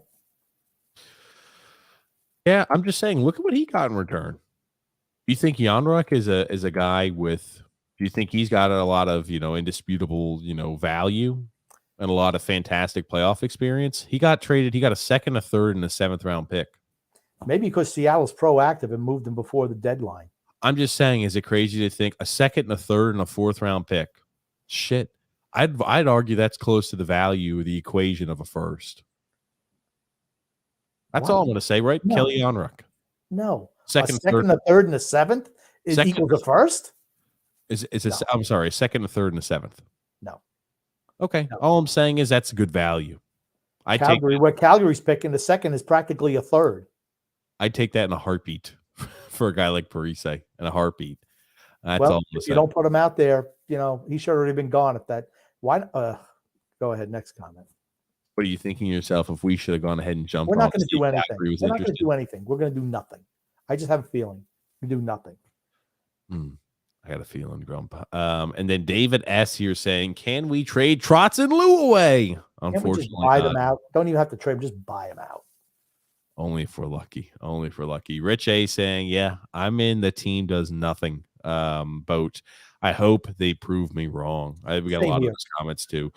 Chris Messy here saying, TJ Grumpy Man, what are your opinions of Mayfield being traded? And if so, how much could he bring back? I think that I like the way Kevin Kurtz put it. I think a 1st round pick and somebody who can play now in the defensive role is important. Maybe he's not as good as Mayfield, but all you need him to play is, 14 tops minutes a night. I think we could take a little bit of a downgrade in that position and say, here you go, Noah Dobson, here you go, Ryan Pulak. You guys are eating up, 20 minutes a night, 21, 22 minutes a night. And we're going to go ahead and give, we're going to give whatever option, backup option here as a bottom pairing defenseman, 14, 15 minutes a night. That's what they should do. And a first round pick coming back our way as well. Yeah. Here's the thing. The player has to be somebody who can actually play, not just 3 years from now, he might turn out to be something. I'm talking about somebody ready to play now or next year. Absolutely. A high-end prospect and a first. Other than that, picks. Two firsts, a first and a second, whatever. Time B saying D-Cut has been rumored. The rumor is D-Cut has rumored that Lou Lamoriello has put the grumpy old man's couch on the trade market. I hear it was being moved for a couch and a chair to be named later. Ah, there it is. There it is. Hopefully the couches have close or equal value. There's actually 2 couches and 3 chairs. Oh, shit. It's got bumped up. Sounds like we're getting a Zach Parise deal on this. And a 10-year warranty. Oh, holy like shit. I said, the couch is worth quite a bit. Grumpy old man working from position leverage. George B saying here, Lou will do nothing and you will like it. I hope you're wrong. I hope you're wrong. Paulo C says here, in the last 2 years under Trotz, we could have played his system and worked hard because it was a shortened COVID season. But now we cannot play the season. We cannot play the system anymore with these long 82 game seasons. True. We've talked about that for the last 2 years. True. If you caught it in the post-game presser, Trotz was talking about how it does take a toll on you when you're going to back-to-back Eastern Conference Finals. Oh, that really takes a toll on you regarding the play. What he forgot to mention there during that time period is the last 2 years were shortened regular seasons. And the year that they did make the Eastern Conference Finals, they did have a bubble of, 2 or 3 months when COVID hit that prolonged that. And then you had a shortened year last year. So albeit maybe you made it to the Eastern Conference Finals, it's not like you were playing an 82 game season and then making the Eastern Conference Finals. You played 54 games or 52 games and then made the Eastern Conference Finals. What excuse is Barry going to use next year when we don't make the playoffs? Well, we had to play, last year we came off playing a full 82 game season. I know it's not like the playoffs, but still, we played 82 whole games in 1 year. Ooh, that's tough. I wouldn't expect much from that team from us this year. We played 82 games last year. They changed the stick. They changed the tape on the end of the sticks, and that's the reason why we're going to struggle next year. You know what? I hate excuses. Don't make excuses. Just say, you know what? We suck this year. I'm a crappy coach because I pushed every wrong button all year long. That's what he should say. I have more respect for him that way. I hate when people don't make excuses. I don't want to hear it. I don't want to hear COVID excuse. Are you the only team that had COVID issues? No. Did your team have the worst COVID issues? No, not even close. I don't care that you played 13 games on the road. You had 5 games in between. We didn't get in a rhythm. You want to know the only rhythm they got into was losing every game. I was about to say losing rhythm. Emmanuel R says Varlamov is the priority. Forget about the return. Just get rid of his contract. Then trade Clutterbuck and any of the unrestricted free agent vets that want to go. Summer, focus on getting rid of Bailey and maybe Lee to Arizona. Well, I'll tell you one thing. Lee would never approve a trade to Arizona. Yeah. I mean, that's why you don't give players no trade clauses. Unless you say, hey, you go out there in the wintertime. I hear it's pretty nice and warm in Arizona. You could be full year-round sunbathing weather. Do you want to know who guys who get no trade clauses? Connor McDavid, Sidney Crosby, Alex Ovechkin, Patrick Kane, Anders Lee. Not Anders Lee. Patrick Kane, Anders Lee, Grump. Patrick Kane, not Anders Lee. You have to be a top level player to get a no trade clause. You don't give them to ham and eggers. You don't give them to third liners. You don't give them to guys who just stand in front of the net. Never freaking ever. If he wanted to leave because he didn't get a no trade clause, see you later, buddy. You suck anyway. Go to Montreal. They'd be booing your ass out the door. They say, Frere Jacques, get the hell out of here. Go back to the States. Brian J says here, Lou Lamoriello is way past his prime. Different era. Guy didn't even want to draft Austin Matthews. What does that tell you about Lou? He wanted Patrick Laine. Lou Lamoriello has never, in my opinion, understood free agency and salary cap. And that's not, I'm not ripping him for that, because that came in when he was in his 70s. He was a great, and I mean great, general manager before free agency, where teams, before salary cap, where teams had total control over their players all the time. That's just not the way it is anymore. That's why he goes out and signs guys who are way past their prime, who have nowhere else to go. Leo Komarov, Zach Parise, Matt Martin, guys like that. I know this isn't a comment. Can we talk about this real quick? And I wanted to bring this up. Now, did you happen to see a fan? I don't understand the love that fans have with Jacob Chikrin. I really don't. Me neither. I get it. He's a good defenseman. I understand he's a good defenseman, right? Not denying that. He's struggled this year. Plus minus has been bad, blah, blah, blah, etc. Can we all agree? I was seeing some of these trades that people were throwing out here of, we need Jacob Chikrin. This is what I'd be willing to give up. Well, you think a deal like this would work. I'm trying to pull up the deal. But when I was looking at these ideology or this idea of a trade there for Jacob Chikrin, I think to myself, fans must really be enamored with him. And I think that they're sadly mistaken with what his actual value is. There was a deal offered that said, let's trade Anthony Beauvillier, Josh Bailey, Robin Salo, a 2022, our first round pick this year, and our second round pick this year for Jacob Chikrin. Say that again? I'm sorry. And I'll pop it up on screen because it may be easier to see. And the only reason, again, I'm not going to show the article, right? I respect the work that Kevin Kurtz does. It's behind the paywall. I just want to show you this one item here. But the fan suggested we would have to give up, we would trade Anthony Beauvillier, Josh Bailey, Robin Salo, a 2022 first round pick and second round pick for Jacob Chikrin. What in the Sam hell is that? I think that Chikrin is overrated. But I mean, okay, I could give up Salo for Chikrin.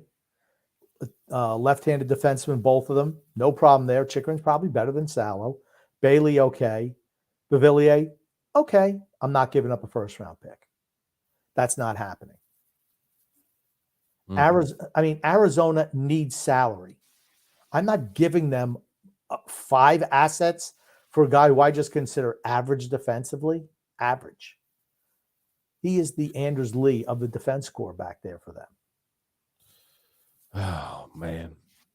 I don't know. I don't look at him as Josh Bailey, right? Getting rid of Josh Bailey is a net neutral. Maybe we'd have to give up a third-round pick maximum to get rid of a guy like Josh Bailey.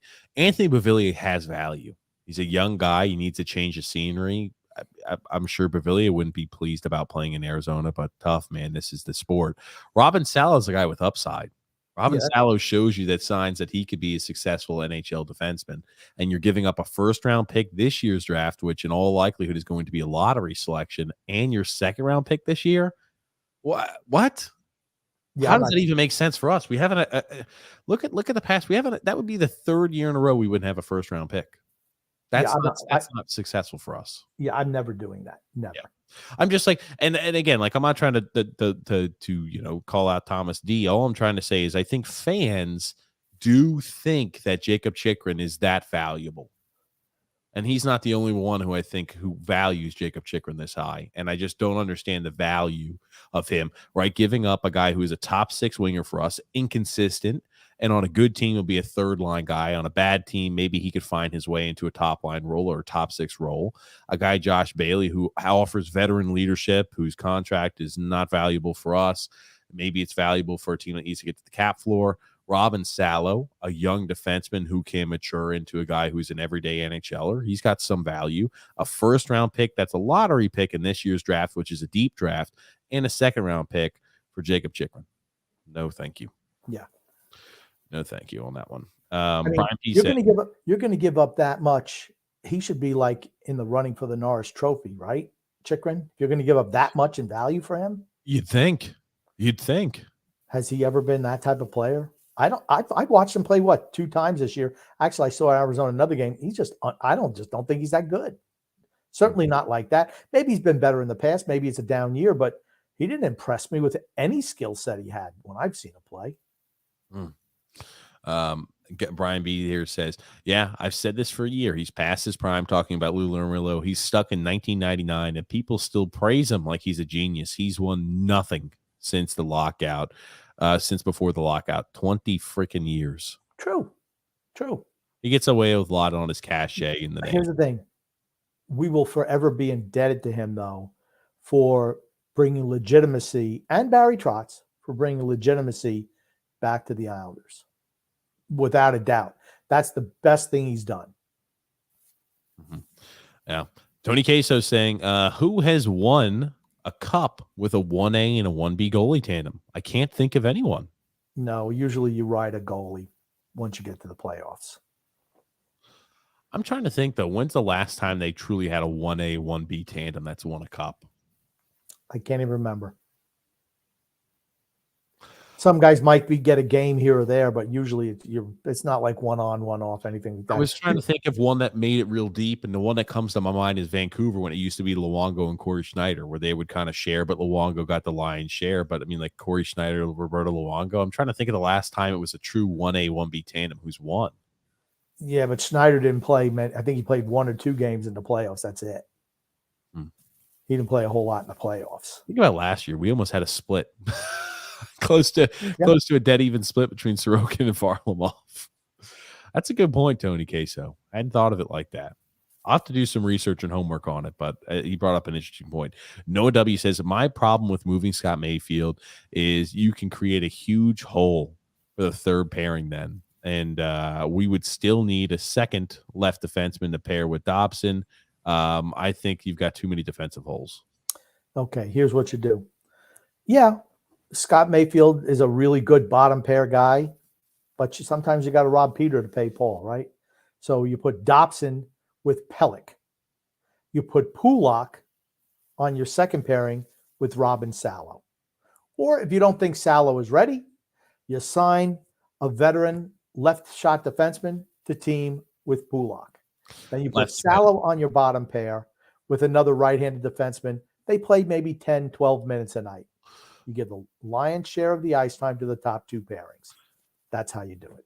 You have to rob Peter to pay Paul. I've never heard that one. That's a really? Good You never heard that?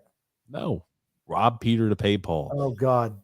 Oh, boy. Okay. What, Grumpy? What? I expect a lot of comments on that now. I can't. You not knowing anything is becoming distracting to the podcast, defensive back Cooper. What a film's saying.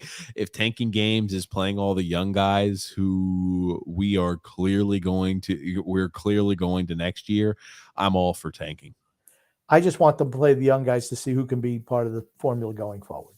Yep. I don't think that's tanking, because I don't think that tanking would be saying, okay, we're going to play Corey Schneider in net every night. Sorokin, we're going to give you the rest of the year off, right? Or we're going to bring up AHL players and put guys in the worst possible chance to succeed. Well, I think Barry's doing that already with Kiefer Bellows and stuff like that. But like I said, they're professionals. They want to play. They want to earn their spot. They want to think, okay, gosh, I'm out here now. I'm going to show everything that I can, that I deserve to be on this team next year. That's the way most players look at it. Not in the Islanders, though, because we got so many veterans on this team. Doesn't matter what they do. They're guaranteed a starting spot. That's a problem. Yeah. And then Paulo C saying here, Trotz is going to have to go. He is not good with young players. With his system, he is ruining Wallstrom's confidence and career somewhat. And somewhat Barzal, Bavillier, and Dobson also. I think Dobson stepped up in a big way. Dobson said, screw it, I'm just going to do what I'm going to do. And, I'm not going to say, here's the thing. I think Trotz has helped him, will help him be a better defensive defenseman too. There's no doubt about that. Trotz is good for his development and Dobson's side. No freaking doubt. Trotz is not good for the development of Matt Barzal, Oliver Wahlstrom, or Anthony Bavillier, though. I disagree. I think he's definitely good for their develop as overall players. That being said, he's hurt Barzell by pretty much taking, or just almost totally taking away everything that makes him so good offensively, because he's so concerned about what happens on the defensive side of the puck. Yes, Matt Barzell is a better all-around player, but he's not as good a player as he was prior to playing like this. He might have given up an opportunity here or there the other way, but he was so dynamic offensively that you certainly wanted more of the plus side with his offensive game as opposed to whatever deficiency there were defensively. Anthony Beauvillier, I mean, I think he's the same player. I don't think he's changed hardly much at all. He was a little bit inconsistent early, but he is what he is. He skates up and down the wing, no problem with him. Dobson has definitely improved. And I just think it's because maybe he finally said to Dobson, I'm going to take the reins off, do what you do best. Even when Barry came back from, the COVID issue that he had when his mom passed away, Dobson was fantastic. Then Barry comes back, and all of a sudden he kind of took a step back for a few games. And after that, he's just taken off. Good for that. I don't think he's hurt Wahlstrom at all. All he's done is take a year away of cost certainty with Oliver Wahlstrom by limiting his playing time right now. That's all he's done. Oliver Wahlstrom is a sniper winger, sniper right wing. His job is to put the puck in the net. It's not to be skating down in the defensive corner. That's not his job. He's a goal scorer. Goal scorers score goals. You put guys around him who aren't as talented to do the dirty work. You don't want to limit what your best offensive players do best to jam them into that cookie cutter that you want. It does not help in the long run. I always think it'd be perfect to have a healthy mix, right? I think Derek Trotz has helped the defensive, the defensive advancement and Matt Barzal's playing style. But here's the thing, right? I think I've used this before. If we're putting, where Matt Barzal was defensively compared to offensively to start with Trotz, right? Let's say offensively here, defensively here. I'm using, for people who are listening to it, it's not going to do much. But let's assume, right, I'm going to use a scale of 1 to 100. Let's assume his defense before arbitrary numbers was, let's say, 15. Defending was 15 out of 100. Let's say his cap is 30, but his offense was only at a 60, but his offensive cap is a 95. We're not pushing him enough to be as more offensive minded, which technically would get you higher point wise on that. I think that if you had a happy medium where, hey, we're improving the defense, but hey, we're still focusing on the offensive side of the puck. We're still focusing on letting you do and helping and flourish your style of play. I think it would pay benefits for him. It pay benefits for the team too. But we don't play that style that benefits Matt Barzal, unfortunately. I've often said that Wayne Gretzky and Mike Bossy never could have played for Barry Trotz. He wouldn't have tolerated it. Would have moved them off the team because they didn't play enough defense. Sorry. Players win games. Coaches can put you in the best chance to succeed, but the players have to execute. That's just the way it is, period. Coaches lose games, players win them. Time to be saying Islanders' April schedule is brutal. We're going to end up with an under 500 record. I firmly believe that as well. I hope so. But the Islanders in the past, I feel like have done this where they just they find a way to punch up when they're having a bad season towards the tail end, and I feel like it's always ruined. Maybe that's just some an irrational fear of mine, to where hey, they've done it in the past. I'm afraid they're going to do it again. The Islanders have disappointed me in the past with offseason and trade deadline moves. They're going to do it again. Well, that's a whole nother story. That's an offseason question. Absolutely it is. Alexander also saying here, Brock Besser is actually a very good player, and I think he will thrive here, says Alexander. He does need a change of scenery. He's good. He's a good player. I agree. Thomas B saying, hi, gents. Mayfield should get a first and a second. I agree, Thomas. And then Tony Queso saying, our shootout record is just proof of our lack of skill players. Oh, man, you look at the creativity we have in shootouts, just like yikes. But, skilled players don't always equate to being fantastic shootout guys, i.e. Alexander Ovechkin. I mean, I couldn't believe it. I don't watch enough Washington shootout games to know about AO's record in shootout, but Yikes. What was he, like the 5th or 6th guy to shoot? Yeah, I think he's like 32% on his career, and he shoots them a lot. Okay, but remember, he's not a deep guy. That's not his game. It's the lethal shot he has. If he's able to pick the spot, you're not gonna stop him. But he's not a guy like TJ Oshie. He's fun to watch in shootouts. I could watch him all day. So patient. He's so patient. I remember, I'll never forget the USA when who were they playing? Russia? I don't remember, but he had 7 goals in a row or something like that in shootout. It was incredible. And he just comes in so slow. He's practically on top of Varlamov yesterday, and still he got Varlamov to flop in one direction, and he hits an empty net. I'm like, how the hell did he even do that? He's incredible. He's really, really good at that. It was against Russia, against Bobrovsky. Yeah, I was about to say I thought it was against Russia, but I couldn't remember. And I remember, oh man, that's right. Oshie back to back to back to back to back. Oh, it was fantastic. That's when they had the rule. That's where they had the rule that you can send the same guy out every time. That's what they did. Said the best guy out there, best shootout guy out there. Oh man, and we said it yesterday on the show. He does a great job of reacting to what the goalie gives him, and every shootout attempt is different. You have the Franz Nielsen's where it's, hey, I'm doing my fake shot. I'm going to put this on the backhand and roof it. He's a one-trick pony. He does it every time. He does it really well. Oshie's a guy who's just reacts to what's going on out there with so much patience, and he's just fantastic. He's one of the best shootout guys we've ever seen. He was phenomenal.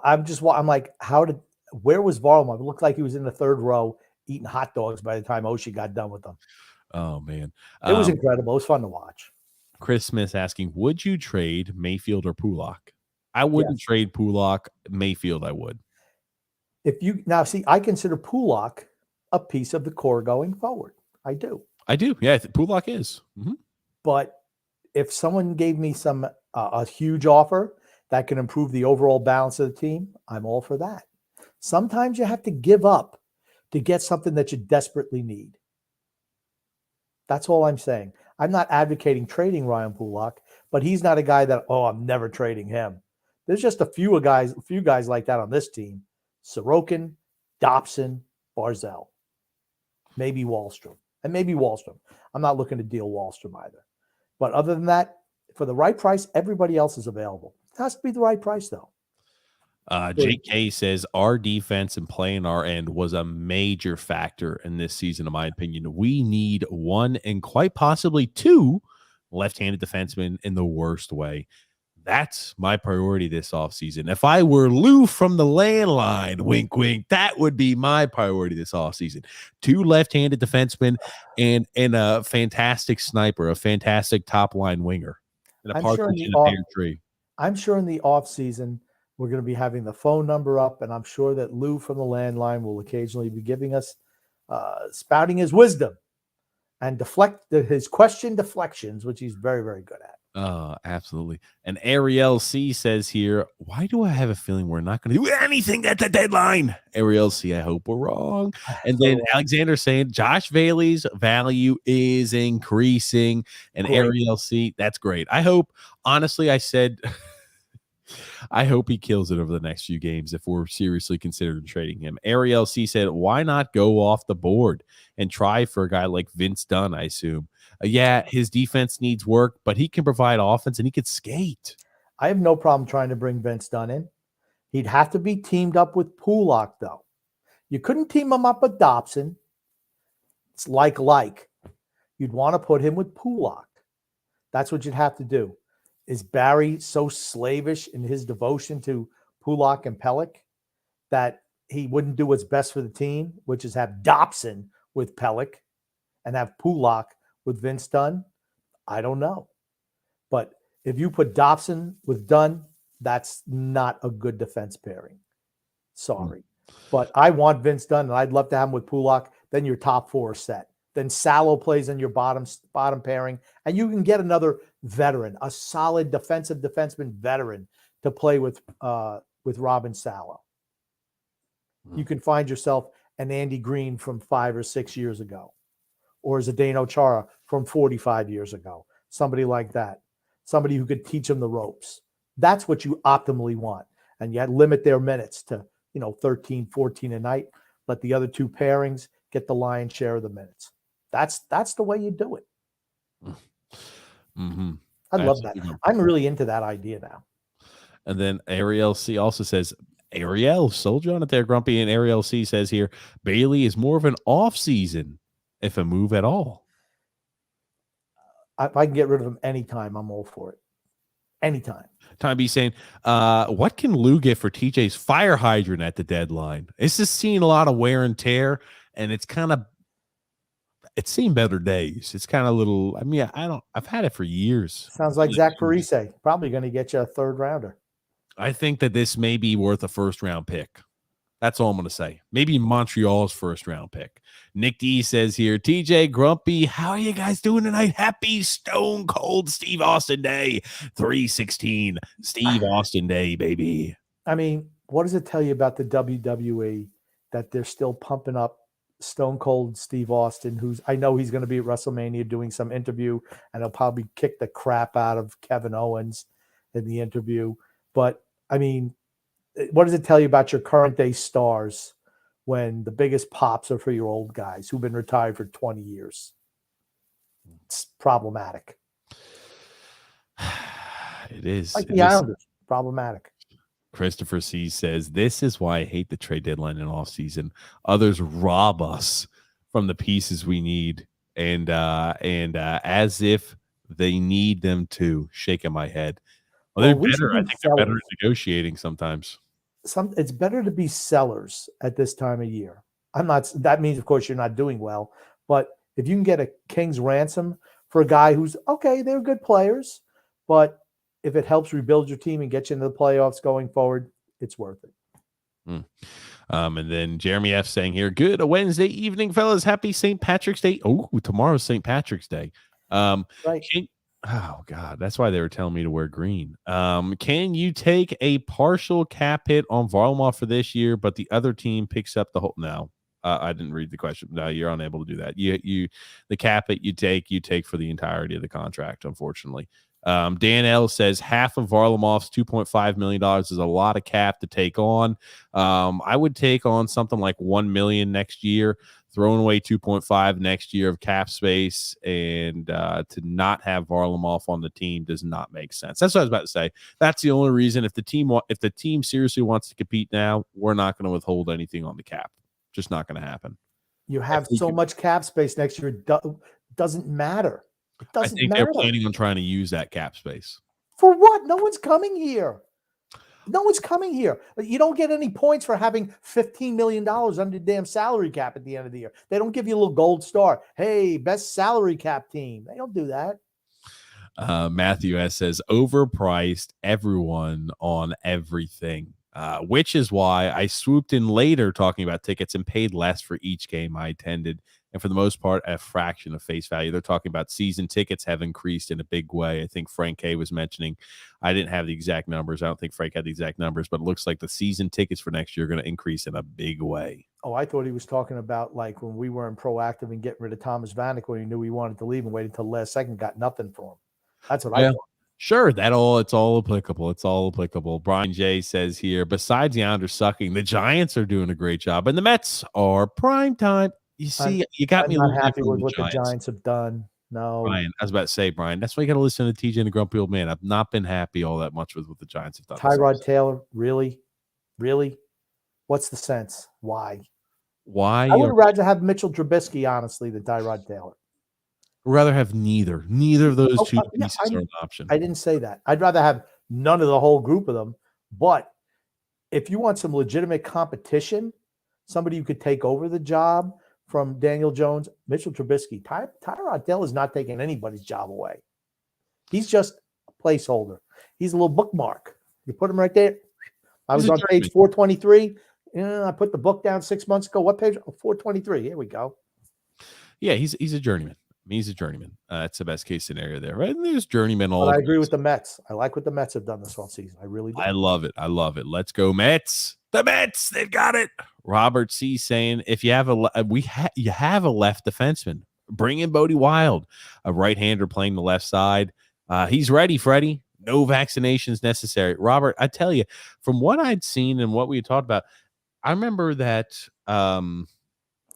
Nicole had mentioned that he wasn't playing. He was playing bottom line. He's not even playing in the Swedish Elite League. He's playing in the league below the Swedish Elite League here at the moment. And he wasn't even consistently in the lineup every night. I think Bodie Wild, even though he looks like he has all the tools, I don't think they're putting it together. I don't watch any of the Swedish Elite League games, obviously, for time differences, but at least from what I've seen and what I've heard from people who have the chance to watch some of those and who keep close up with the team and let the lineups look like every day, it hasn't looked great for him. I blame the Islanders organization for him not developing, period. Really? Period. Yep. Huh. Yeah, he's playing for Vascaris IK, which is the one of the Swedish Elite League. Again, 40 games played, 1 goal, 9 assists. He's a 0 on the season. So maybe things, I know at the beginning he was playing, again, bottom pairing defense minutes, and then he was a healthy scratch a few times. And now I think he's worked himself back up into the top 4. They have no interest in developing him. That's not what they're there for. They don't care about him. So you think this is a wasted year? Okay. Absolutely, it's a wasted year. I don't even understand why they banished him to Sweden. Just because he didn't want to get vaccinated? So what? It was dumb. Just dumb. Dumb said, do you think the new stadium, new practice facility, and stable ownership will make us a legitimate free agent destination? I'm hoping those dark days of signing no one are behind us. I don't think any of that makes any difference to unrestricted free agents. They want to look. Number one is money. They want to get paid. Number two, they want to go somewhere where they can maximize their abilities. That's it. If you're a defenseman, I could see you wanting to come here. If you're a grinder, I could see you wanting to come here. Got plenty of those. If you're a skilled guy, I'd never come here. Never. Look at Matt Barzal. I mean, players around the league know how good he is. And they look, says, dude, what's wrong with you? He's like, I got to play for that piece of shit old man that all he does is want me to back check. That's it. Anytime I skate up the ice, he's like, hey, pull back there, buddy. You know, one thing, you never hear him ripping Barzal in the press anymore. Remember, we heard something earlier in the year. Little antagon, little between the two of them, little button of the heads. All of a sudden, you don't hear him talking shit about Matt Barzal anymore. Mark K saying here, you won't get more than a 6th rounder for Green or Chara. Not a big deal if they go or not. But to me, Parise and Clutterbuck have got to go because you're going to get something back decent for them. Here's the thing. The 6th round picks freaking matter.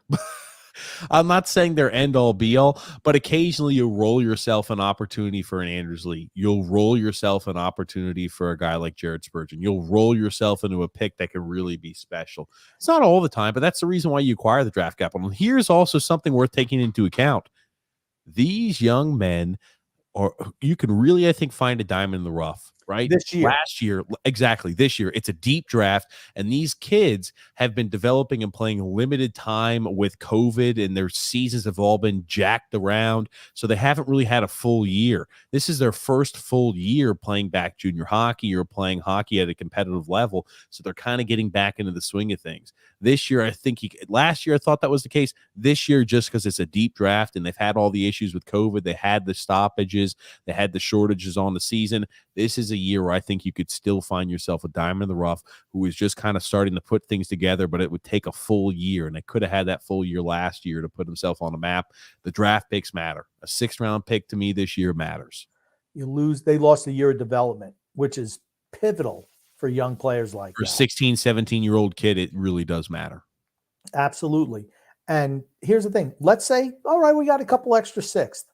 Hey, we see somebody in the 4th round that we really think something of. Okay, let's move, a 5th and 2 6ths to move up into the 4th round. It's about maneuvering the draft board. Or here's the thing. Acquiring as much draft capital as possible. Right. And let's say you are picking in the 6th round. You know who you're looking at? You're not looking for a well-rounded prospect. You should be looking for somebody, man, that kid can really skate, and he looks like maybe he has the potential to turn into something really good offensively.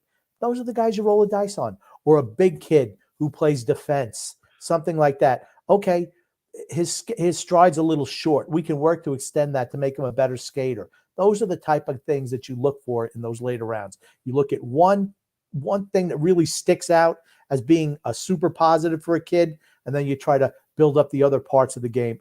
One thing you got to be able to do is skate, though. That's the one thing. Have to be a good enough skater. Brian J says, guys, we need to be honest now. Trotz is not the guy you've seen. He's not the guy. You've seen what he did to Matt Barzal. No way a high-end free agent's going to want to sign here. I agree with that. I've kind of come to that. I've come to that thought process that maybe there are better options. I think that he's a fantastic coach. He's a really good coach. I think the style prohibits us from trying to attract offensive-minded players, and it sometimes deters a little bit of our offensive production. So, again, he does wonders for the goaltending, wonders for the defense. I just wish we found a healthy balance. Matthew S. here saying, are you allowed to retain no more than 50%? Yeah, the 50% is the max you can retain for each successive year after that one. Yeah, so it just works. Hey, if you retain 50%, you retain the 50% for the remainder of the contract. Robert C. says here, keep Mayfield. He certainly doesn't hurt you in cap money. Yeah, that's the thing that makes him benefit, and that's the reason why I think he's so valuable to a team is his cap. It's so minuscule. He's pairing with a young left defenseman. Go Bodie Wild. Mayfield needs a partner who can make him flourish. The thing is that Scott Mayfield's only going to be here for one more year. Then he's gone. Yep. Why would you not, for a team that's not making the playoffs this year, probably not making the playoffs next year, why would you not want to get some assets back, some younger assets that can be with the team going forward when we become competitive again? See, to me, that's the smart move. You just can't keep everybody on the team just because you want him there. He's eventually going to want to get paid. He has never gotten paid in his career. He's going to cash in next year. Yep. Nothing else to add on that. We've talked about it before, and you covered it well. And then Captain Lee is just starting to get back to 100%. Give the hot air a rest, Grump. No, sorry. Bridgeport ties it up with 1 minute to go in the third against first place Springfield. Koivula and Sarnak with the assists. Where's my boy Casper? I don't see him. I want to see, maybe Casper scored. I want to see Zarnak out there as soon as we make it. If we make a trade, is it bad now that I'm saying if? Before, about a week ago, I was saying when we make trades. Now I'm the if. Tells you where I am morale wise with regarding this trade deadline. If we make trades, I want to see Austin Zarnak in the NHL. Simple as that. I liked what he did in a short sample size. I think he showed value. I think he's a guy who should be in your bottom six going forward. Simple as that. John Mac Isaac saying here, maybe Lee should just stay with Nelson. I think Lee and Nelson play well together. 100% agree with that. 100% agree. I'm looking at his picture. I wonder where he's from. God, that looks like, I want to say that looks like Richmond, Virginia almost. Maybe I'm wrong. I don't know. Rich A saying here, we would make a killing on a Scott Mayfield trade. The Canadians have traded defenseman, Ben Sherratt to the Florida Panthers in exchange for, the first round pick and a fourth round pick. I'm telling you, we would make a killing for Scott Mayfield if you want to trade him. Big if.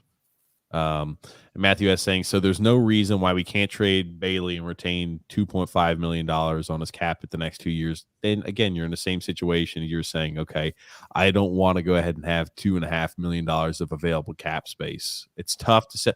Here's the thing. The team and the general manager still thinks that we're competitive and we're going to win a cup. And so does the head coach. And I think so does ownership. And if that's the case, there's no way they're ever going to subscribe to the school of thought of, hey, we need to do that. But if you're trading Bailey to Arizona, they need the cap hit. We're not going to have to retain any money on him.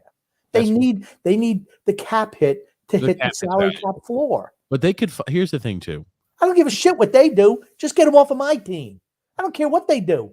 They could take him out back and shoot him in the head. I don't care. I just want him off my team. Stop. Shooters Puck Hockey says, it's a shame that UBS will be an empty, quiet graveyard come playoff time. The owners clearly can't be happy with Lou. Get your heads out of your asses.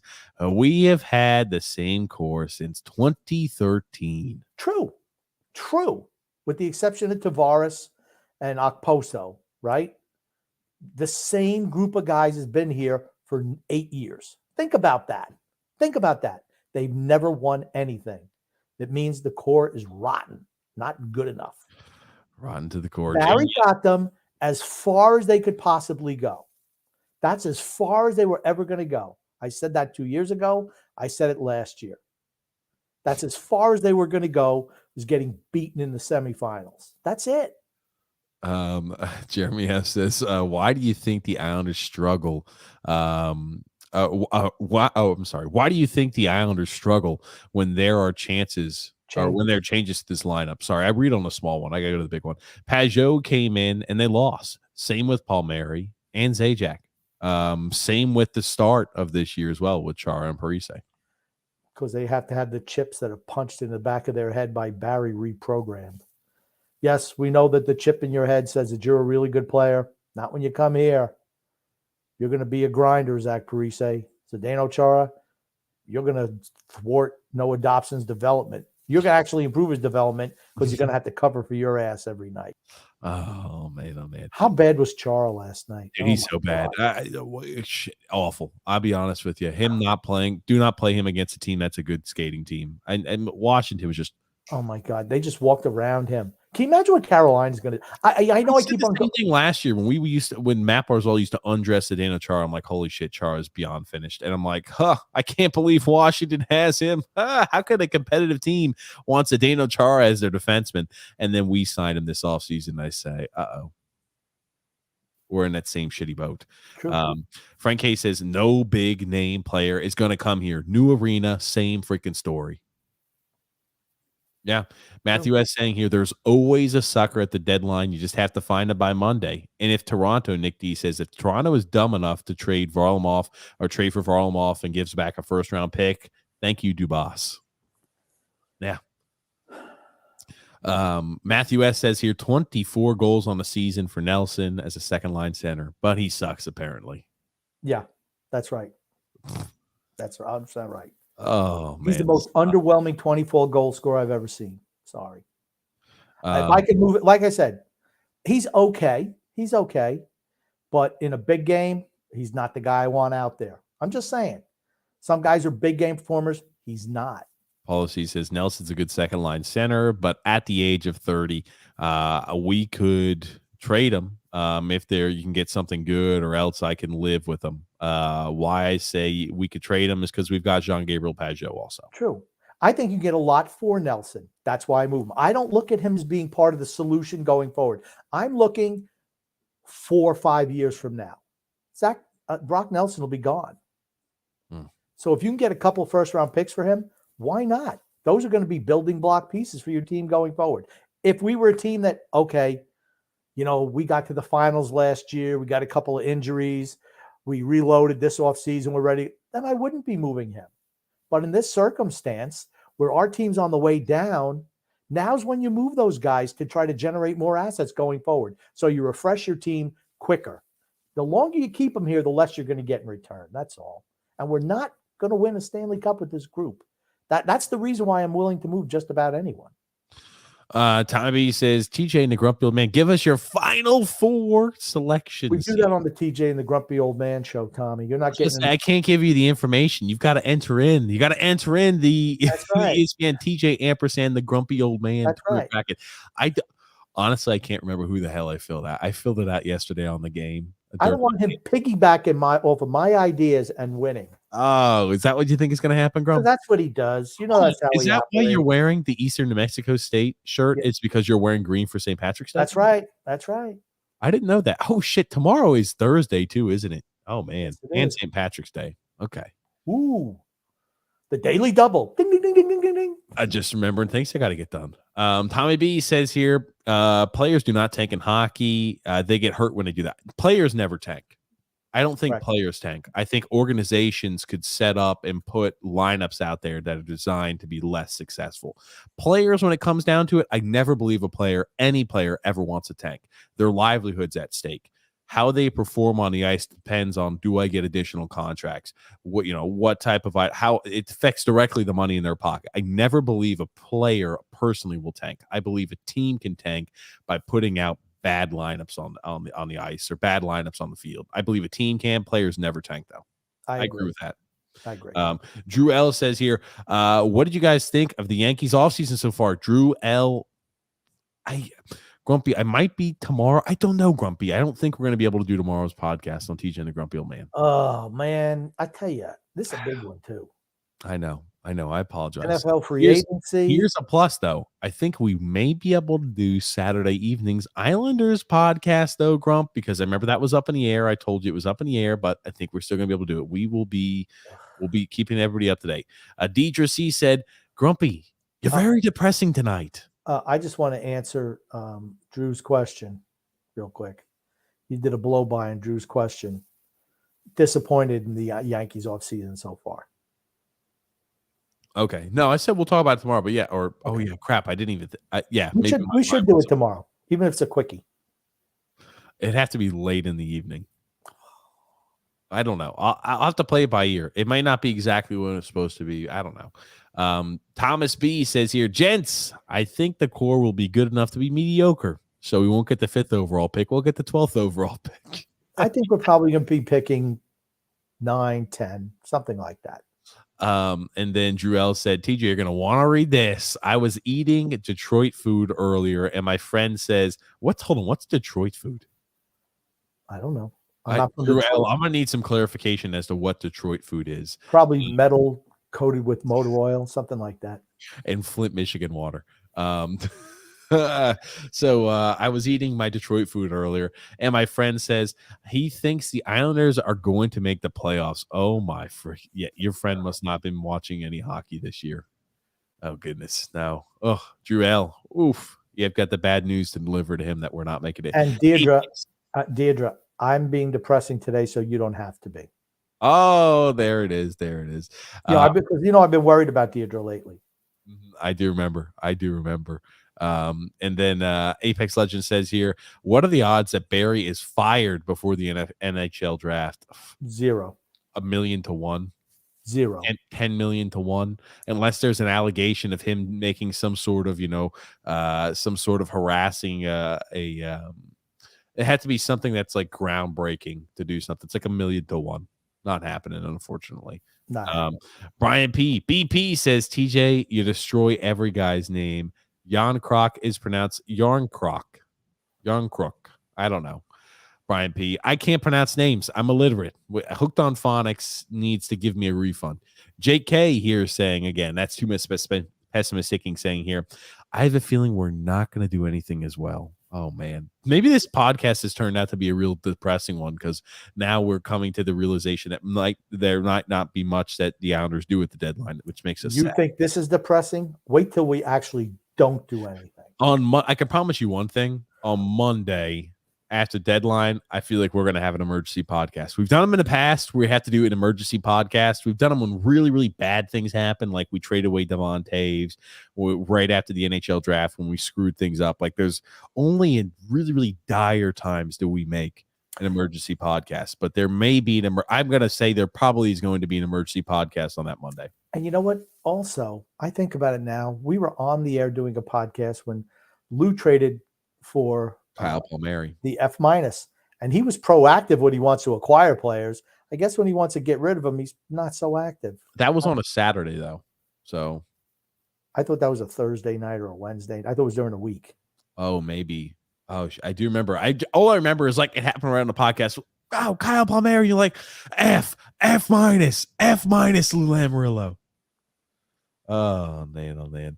Tommy B says Lou will trade a lock of Frank K's hair for a chocolate flavored hockey puck. Ooh, that's the best type of stuff there. Getting a little chocolate flavored out of him. Frank K saying, I nailed my prediction this year about this team not being able to grind it out for an 82 game season. They have to play against real teams this year and improved ones. It will be the same next year as long as the two geezers keep the same style of BS. And he also says Noah Dobson is better than Jacob Chikrin. I agree with that. And he's got a higher upside. And Robin Salo is going to be good. I'm not trading him. Here's the thing. It would have to be in a deal where you get something extraordinary back. That's the only way. And then Mario says here, Grumpy Old Man, how many Stanley Cups has legitimacy won us? The only way to get legitimacy is by winning cups and championships. I disagree. because think about we were a laughing stock in the league. We Yeah. just were. And when Lamoriello came back and hired Trotz, all that changed. We're viewed differently around the league than we were previously. Absolutely. Yeah, I was about to say we went from a team that was a joke and the butt end of the joke. And you talk about for 2 decades, the laughing stock of the joke, Yeah. into overnight no longer the case, where the Islanders are no longer that. I mean, literally took him 1 year. Not even. I mean, his biggest addition was Trotz and Trotz's system. As simple as that. Ty B saying, "Happy St. Patrick Days, lads. Let's kick the Rangers' ass." And he also says, "Rest in peace to Jean Potvin." Do you have a specific memory of Jean? For me, I just remember him being part of the first 2 cup-winning teams and being Denny's brother, and you could just tell how tight they were. And he doesn't get as much credit as he deserves. He was a pretty good defenseman in his own right. And I know he used to do, I think, Islander radio broadcast after he retired. So, but I don't, other than that, like I said, I was more about his brother, but he was always, you could tell he was his big brother.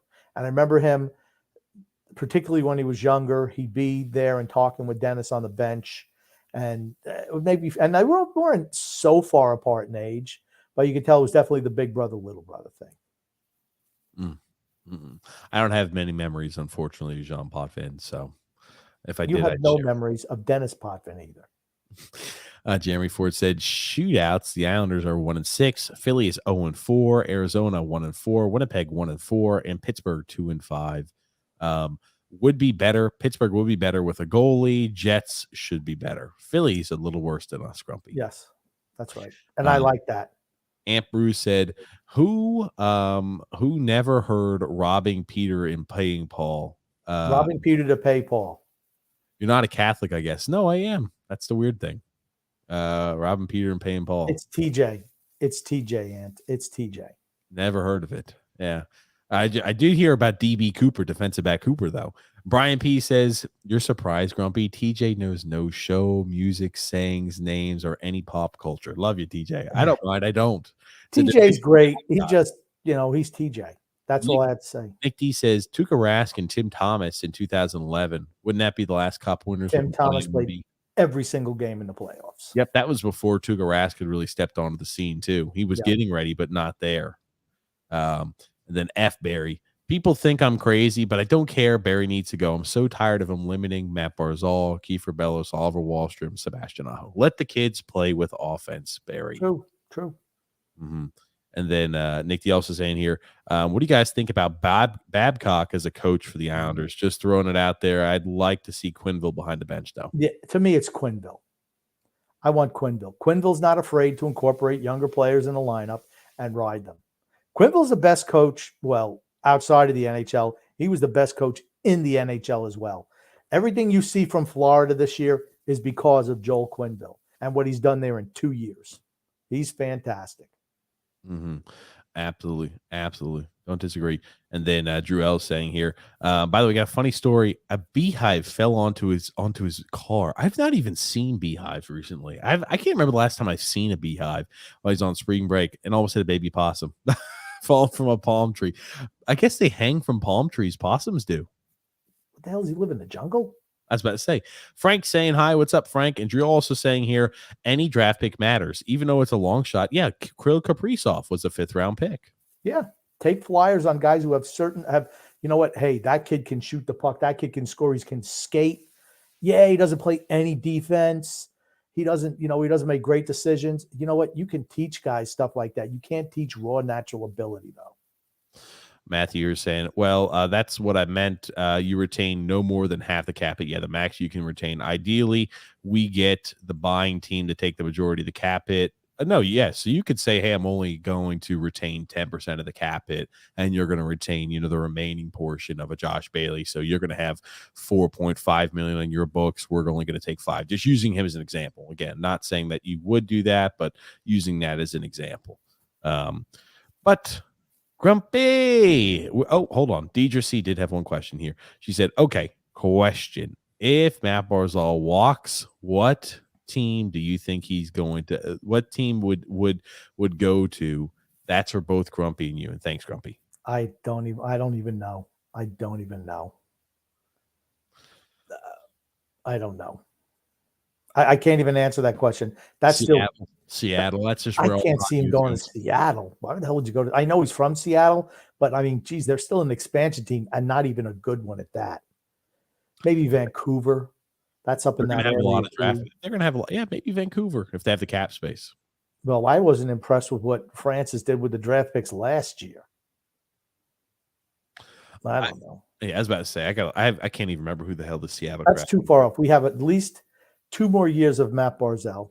This year coming up, and the next year after that. A lot can happen in that time. For certain it can. But Grump, we're here at the end of today's podcast. What do you want to say before we wrap things up? I just want to say love and laughter to everyone who listens, and even those who don't, from TJ and the Grumpy Old Man. Thank you, everybody, for tuning. Oh, and Matt Martin is finished. Frank K says absolutely is. Thank you, everybody, for tuning into the podcast and the show. Every day that crosses, every hour that crosses by with no deals done, I get a little worried for the Islanders making moves.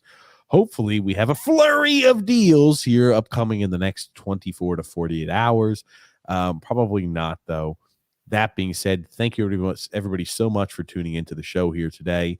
Again, a few things to remember. If you're new to the show, make sure you subscribe on YouTube, like on Facebook, follow on Twitter. Make sure you also check out our show that happens every Thursday, 9 p.m. Eastern Standard Time, and every Sunday, 8 p.m. Eastern Standard Time.